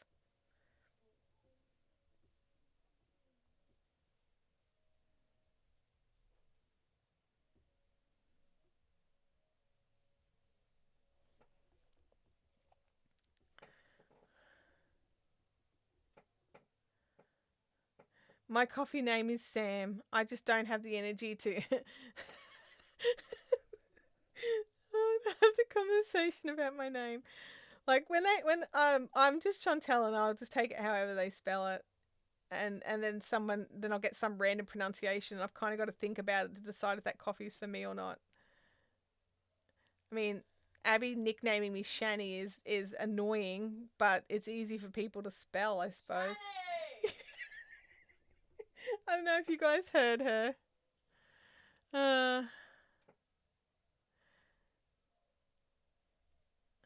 I hate when people shorten my name as soon as I tell them it. Hi, my name's Natalie. Hi, Nat. How are you?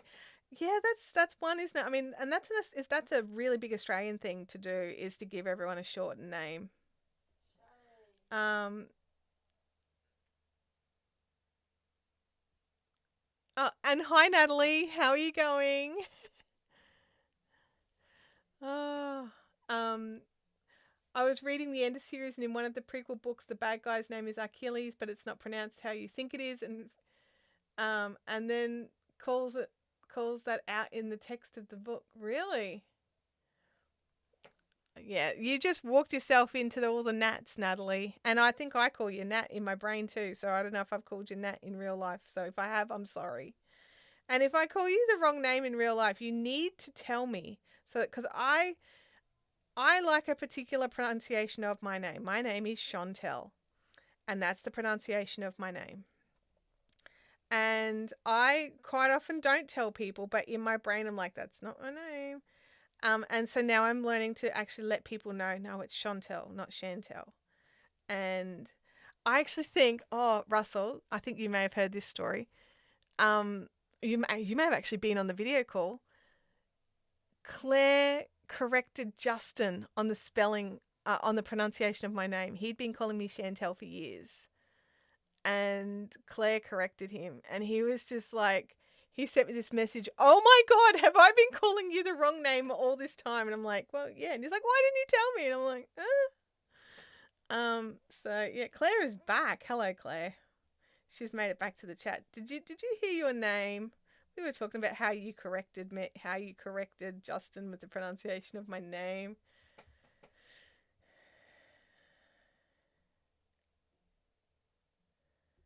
Oh, okay. Well, isn't Achilles a Greek name? So the French can pronounce it however they like, but it's a Greek name. Anyway, I don't know. The A in my name does trick people, and the CH as well for some. Like, yeah. I love it when I get, like, I send out an email and, like, put my name on the bottom of it, and then they reply back with SHONTEL. Like, okay, yes, she was summoned. Absolutely. But yes, the A does trick people.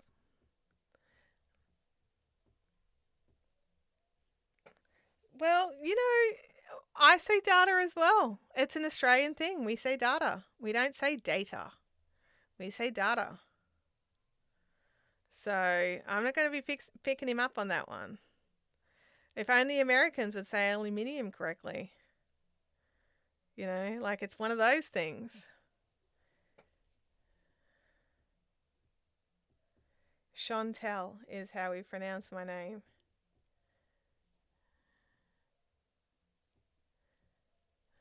Yeah, see, look, data. Because we also say tuna fish, not tuna fish. We say tuna. So, See, look, and John, I say data in that regard because that is his name.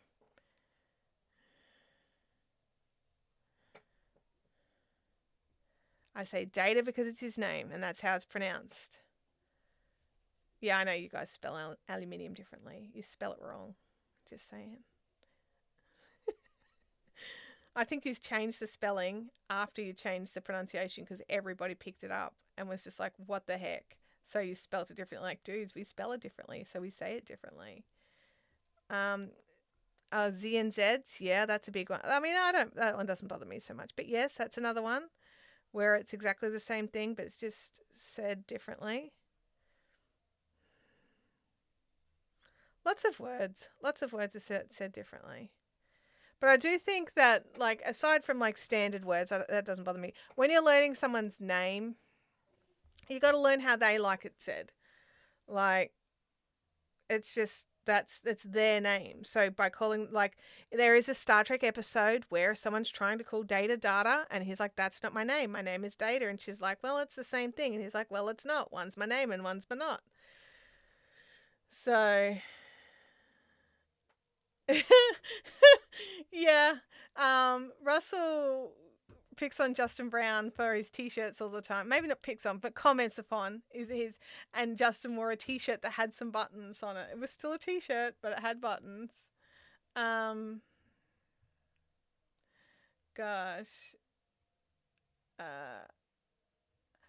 I'm a chronic name abbreviator, but I've learned to ask if that's okay. Often it comes out from not being able to pronounce their full names. Yeah. See, this is one of the reasons why I hate my name. Because at high school and primary school, it was show and tell and shan't tell anybody and all this sort of stuff. But it's Chantelle, not show and tell. It's Chantelle.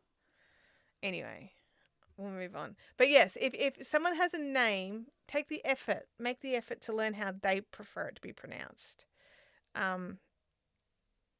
if you can.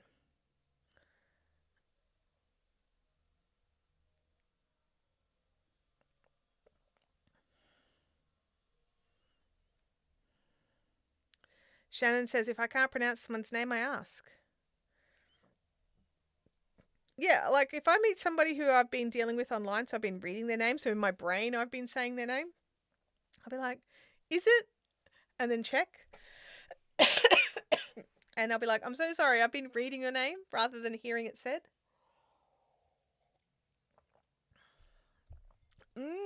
Cold tea. The John in my name is silent. Sorry. I can't even read the words you've written. The O in my name is silent. So it's just John. Not John. It's just John. Jun.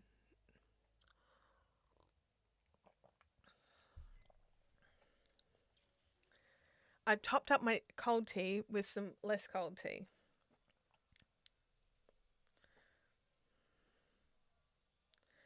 I've just got to double check that I've been doing this right. I just had this brain stutter where I was convinced I should have just been doing single crochets all the way across, and then I was just about to pull it all out. I wanted to name my daughter Siobhan. Her mother, it's a tough one because it sounds nothing like it looks.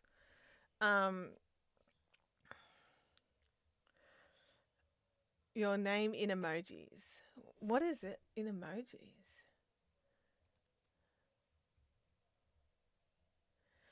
Ah, I see. Sunshine comment box tell. Okay, it took me a second.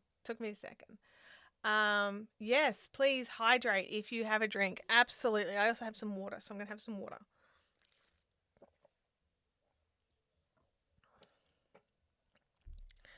Oh, look, we had teachers in Abby's school keep calling her Abigail, and it's just like her name is not Abigail. It's not on her birth certificate. Her name is Abby. It is just Abby. And they're like, nope, it's Abigail. And you're just like, no.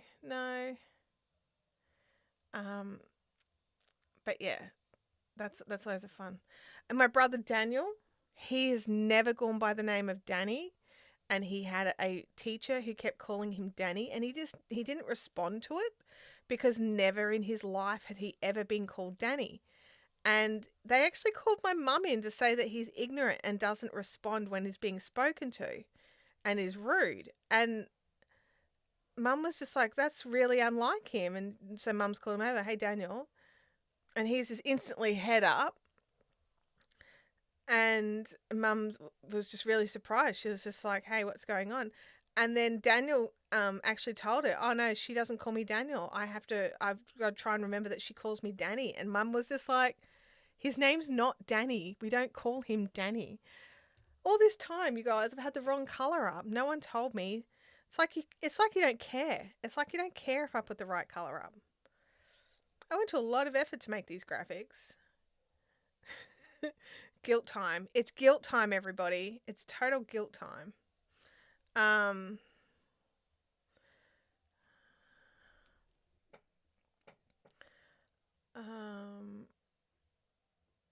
If I'm spelling my name phonetically, it's MR, like, because MR. That makes sense. Yeah, that's the thing, isn't it? I got in trouble for not responding to Emily. It's not my name. Yeah, absolutely.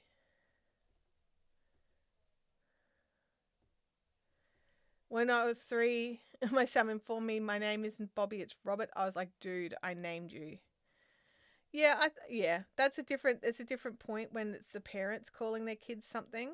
Because, dude, they named you. But if it's a stranger changing your child's name, that's a bit differently. And, like if Abby wanted to change her name to like Abigail and wanted to be called Abigail, we would consider it. Although I think the thought is not awesome for her. It's not on her list of priorities. She prefers to be called Abdog. Little giggles out of Abby's bedroom. Abdog. What's up, Abdog? Oh, nothing much, mate. It's quite funny. My husband will come home from work and he'll be like talking to me and then he'll yell out, "What's up, Ab Dog?" And he's T-Dog, apparently. Abby's just in another room. I can hear her. I don't know if you guys can hear her. We finished the row. I just need to just double check that before I cut it. I was so distracted during that. Yes, okay. That's correct. It's correct. We can cut the yarn. Start calling her Muscles. Look, Abby's like, I'm one of these people that I'll just call people whatever, like, you know, like something. I'm like, come on, small head, get out of my way, you know, like it. You should start calling me Biscuit because I got chewed on by a dog. Abby's just yelled out, "You should start calling me Biscuits because I got chewed on by a dog." I don't even know what to say. I mean, it's funny. It is funny. But she was hurt. So I'm trying not to laugh. Oh, Abby Abs Muscles. What? Someone's, because I was trying to work out why they wanted to call you Muscles. Because abs are muscles. Oh my goodness. All right, come on. Let's get one last one. It's dice roll time. Roll the dice to choose the next colour. We'll get a last dice roll in.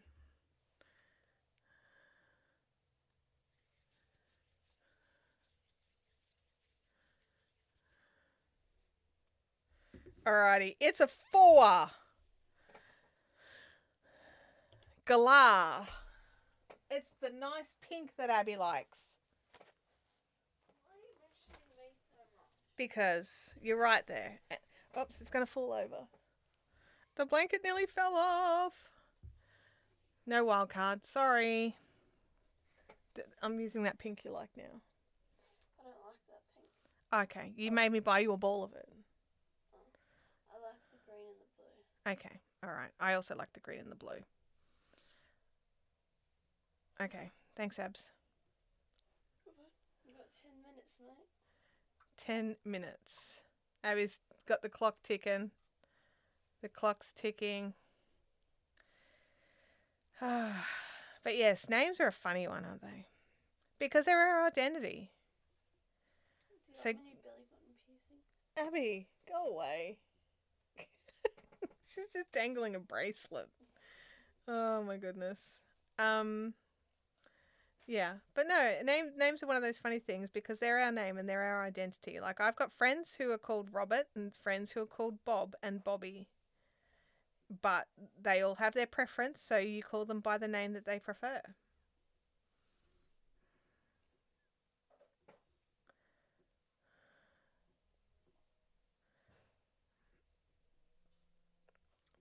Just one of those things. Is Abby making you lunch today? Unlikely.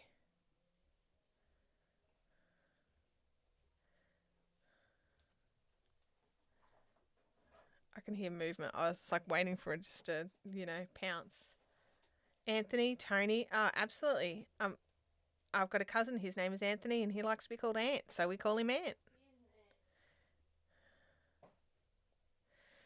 But there's that funny meme that runs around. It's like, every Timothy's nicknamed to Tim. Where are the mothies out there, or the moths?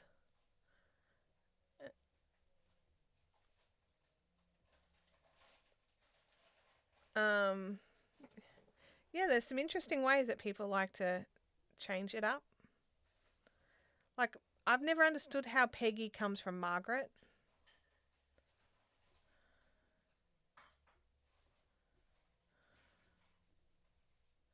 But it's common. It's probably an explanation. I just don't know it.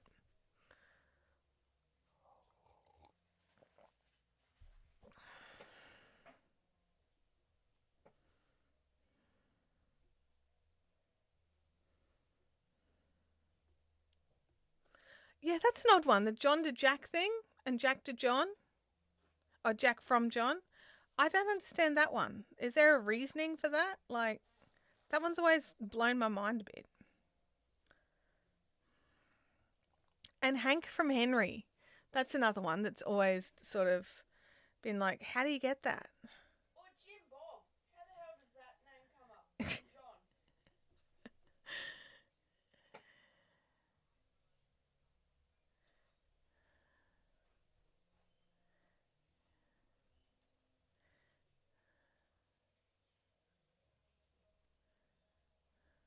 Yeah, I don't know. It's bizarre.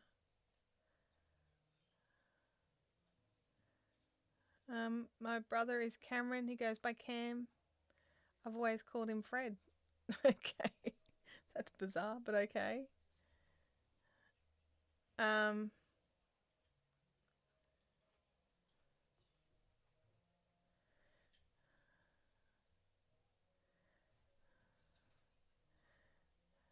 they continue to transform into the Peggy and the Peg we know today based simply on a trend to create nicknames that rhyme. But how does Margaret rhyme with Peggy?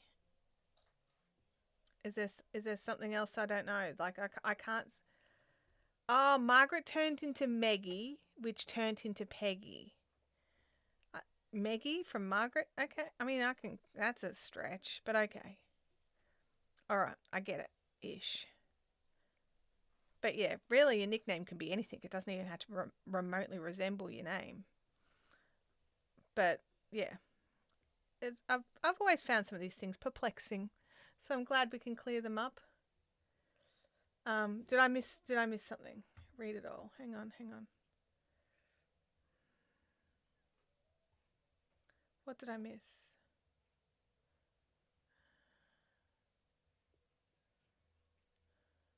Oh, I missed one at the top. Over the years, Maggie morphed into Maggie and Meg likely. Okay, I see it now. Margaret to Maggie, which I get, and Maggie to Meggie, which I get, and then Meg, and then Peg. Okay, I missed. It had scrolled, and I didn't see your top comment, so that makes sense. That does make sense.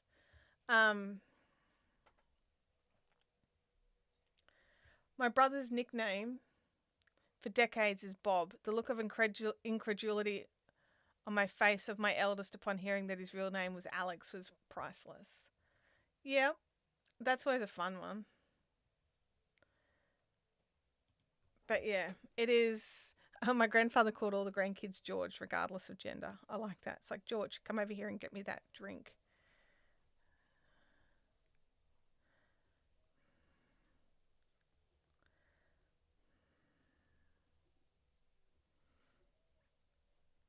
It is an interesting thing. Yeah, sometimes when the comments jump in from YouTube into Ecamm, if there's a few, it'll just plop them all in. It doesn't slowly scroll them. It'll just dump them, and you could just slide straight up, and you might miss some.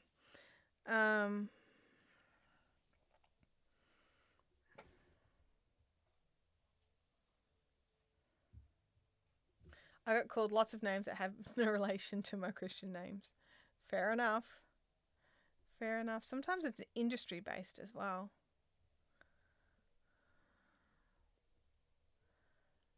I know a lot of tradies get some interesting nicknames.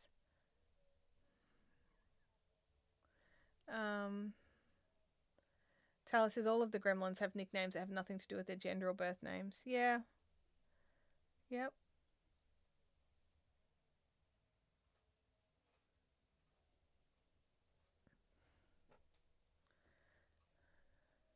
I learned at a very young age that my auntie's name was Lauren, not Lorraine. And it was very, very soundly pummeled into us that it was Lauren, not Lorraine. And you only ever accidentally called her Lorraine once.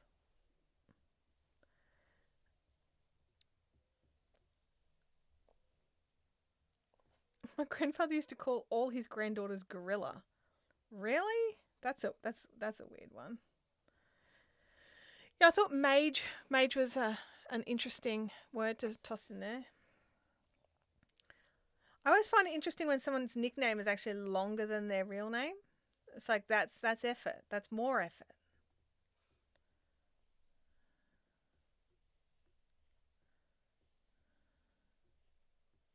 We've had some interesting conversations in today's live stream. We've gone from HOAs to nicknames to moderation. To names again. Back to names again. Very interesting chat. And we've managed to get 3 colours into the blanket as well. Well, 4 if you count the pink.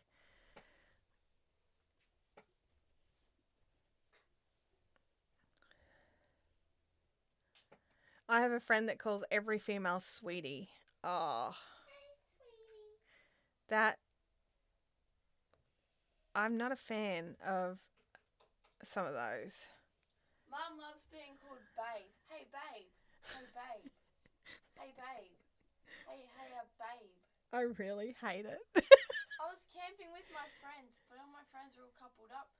So like all I heard the whole camping trip was, hey babe, can you get me? Hey babe. And Abby's not used to those kinds of terms of endearments because we don't do them here. Because I don't like them. It gave me a headache. Hey babe. Oh my goodness. Let's have a look here. Yeah. I'm like, I have a name, you know? It's really simple. You could just use it. Yeah, that noise cancelling mic isn't working. Well, it's because the door's open because she was asleep when I started streaming. So, yeah. I know. It works for, like, can you guys hear the music that's playing? Because my two neighbours have both got music. We've got dueling banjos. We've got country music coming out from there and pop music coming out from there. I can hear both. Is it one type now? Yeah. Oh, thank goodness. But yeah, it's been an interesting morning. But you're not picking up any of that, and that's what I'm really battling. That's the big noises was the neighbours. Yeah, the waitress at the coffee shop gets to call me sweetie or hun or whatever. But if I call them that, then looks, yeah.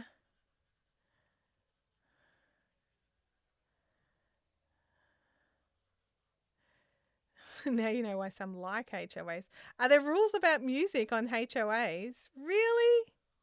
No.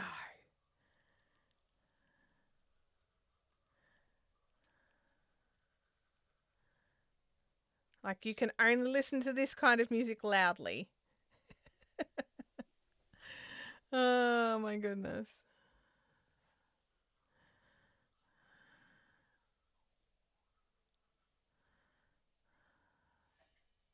Oh no, I'm with John on this one. I wouldn't buy in a HOA. Not if I could avoid it. Like, I don't play my music loud very often, but when I do, I want to be able to and not have to worry that someone's going to come at me with, like, waving a sheet of rules at me. No loud music. Oh my goodness. Wow. Okay. I mean, from a creator perspective, yeah, I have noticed a ton, but I'm so close to the end of the row, Francis. I'm just going to keep going for just a little bit. But yeah, it's from a creator perspective, not having to worry about that would be pretty cool. So maybe I could put my studio into a HOA, but I wouldn't want to live in a HOA. Goodness me. They can. Oh yeah, I've heard about the colours of the houses and fences. I've heard that that's a thing. A big topic in your niche, do you like or dislike rules? I think if you dislike rules, being in a HOA would be very restrictive for you. And it's one of those things that, like, just because you don't want your neighbours doing it doesn't mean that you don't want to be able to do it yourself. Like, I want to be able to crank the tunes, so I can't pick on the neighbours when they're cranking the tunes. I will say, however, that my back neighbour obviously Bluetooths their phone to their speaker because we are also notified when they get a phone call. We can hear that as well. So, yeah.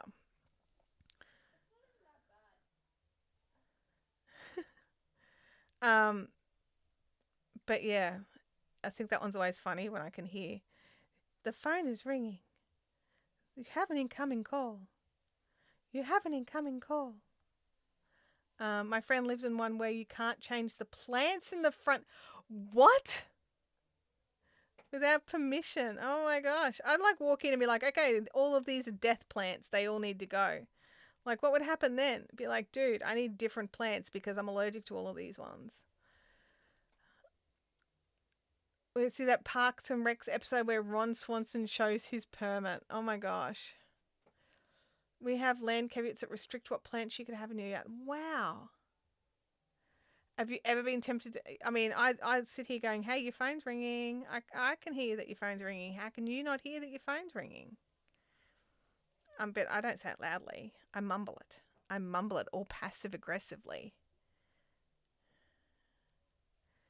I think the only thing I ever yell loudly is if all of a sudden they're having a fire or something. So, yeah. Because, like, smoke is one of my triggers for asthma. So I need a bit of warning so I can shut my windows and lock myself into my house. Get my washing off the line. I had to get Body Corp approval to put a ramp in your unit. Lisby is in a wheelchair and you had to get a Body Corp permit. That's ridiculous. I hope it wasn't hard. Shows a piece of, I can do what I want. I want that. I want that permit. That would be a great permit to have. Let's go here. Alrighty, let's drop down the Galah. We don't need that anymore. Oh, okay. So we're over time because I wanted to finish the row. Because look, how could I not want to finish the row? It's so pretty. We're over halfway on this blanket for sure. Like, I was laying it out yesterday to take photos of it for the thumbnail for today. And yeah, we're definitely over that halfway mark now. So we are good to go. Huge thank you to everybody who came and played in today's live stream. It was so good to see you. Don't forget to hit that thumbs up button if you haven't already on your way out. And show us the photos of what you're working on over in the Fibrific Fun Zone. I want to see those pics too. So have an awesome night. Russell, good night. I'll chat to you another day. Those of you elsewhere in the world, good night and have an awesome night. And the rest of us, have a great rest of your Thursday. And we'll see you next week. Be awesome. Enjoy your crafts. And I'll catch you next time. Bye now.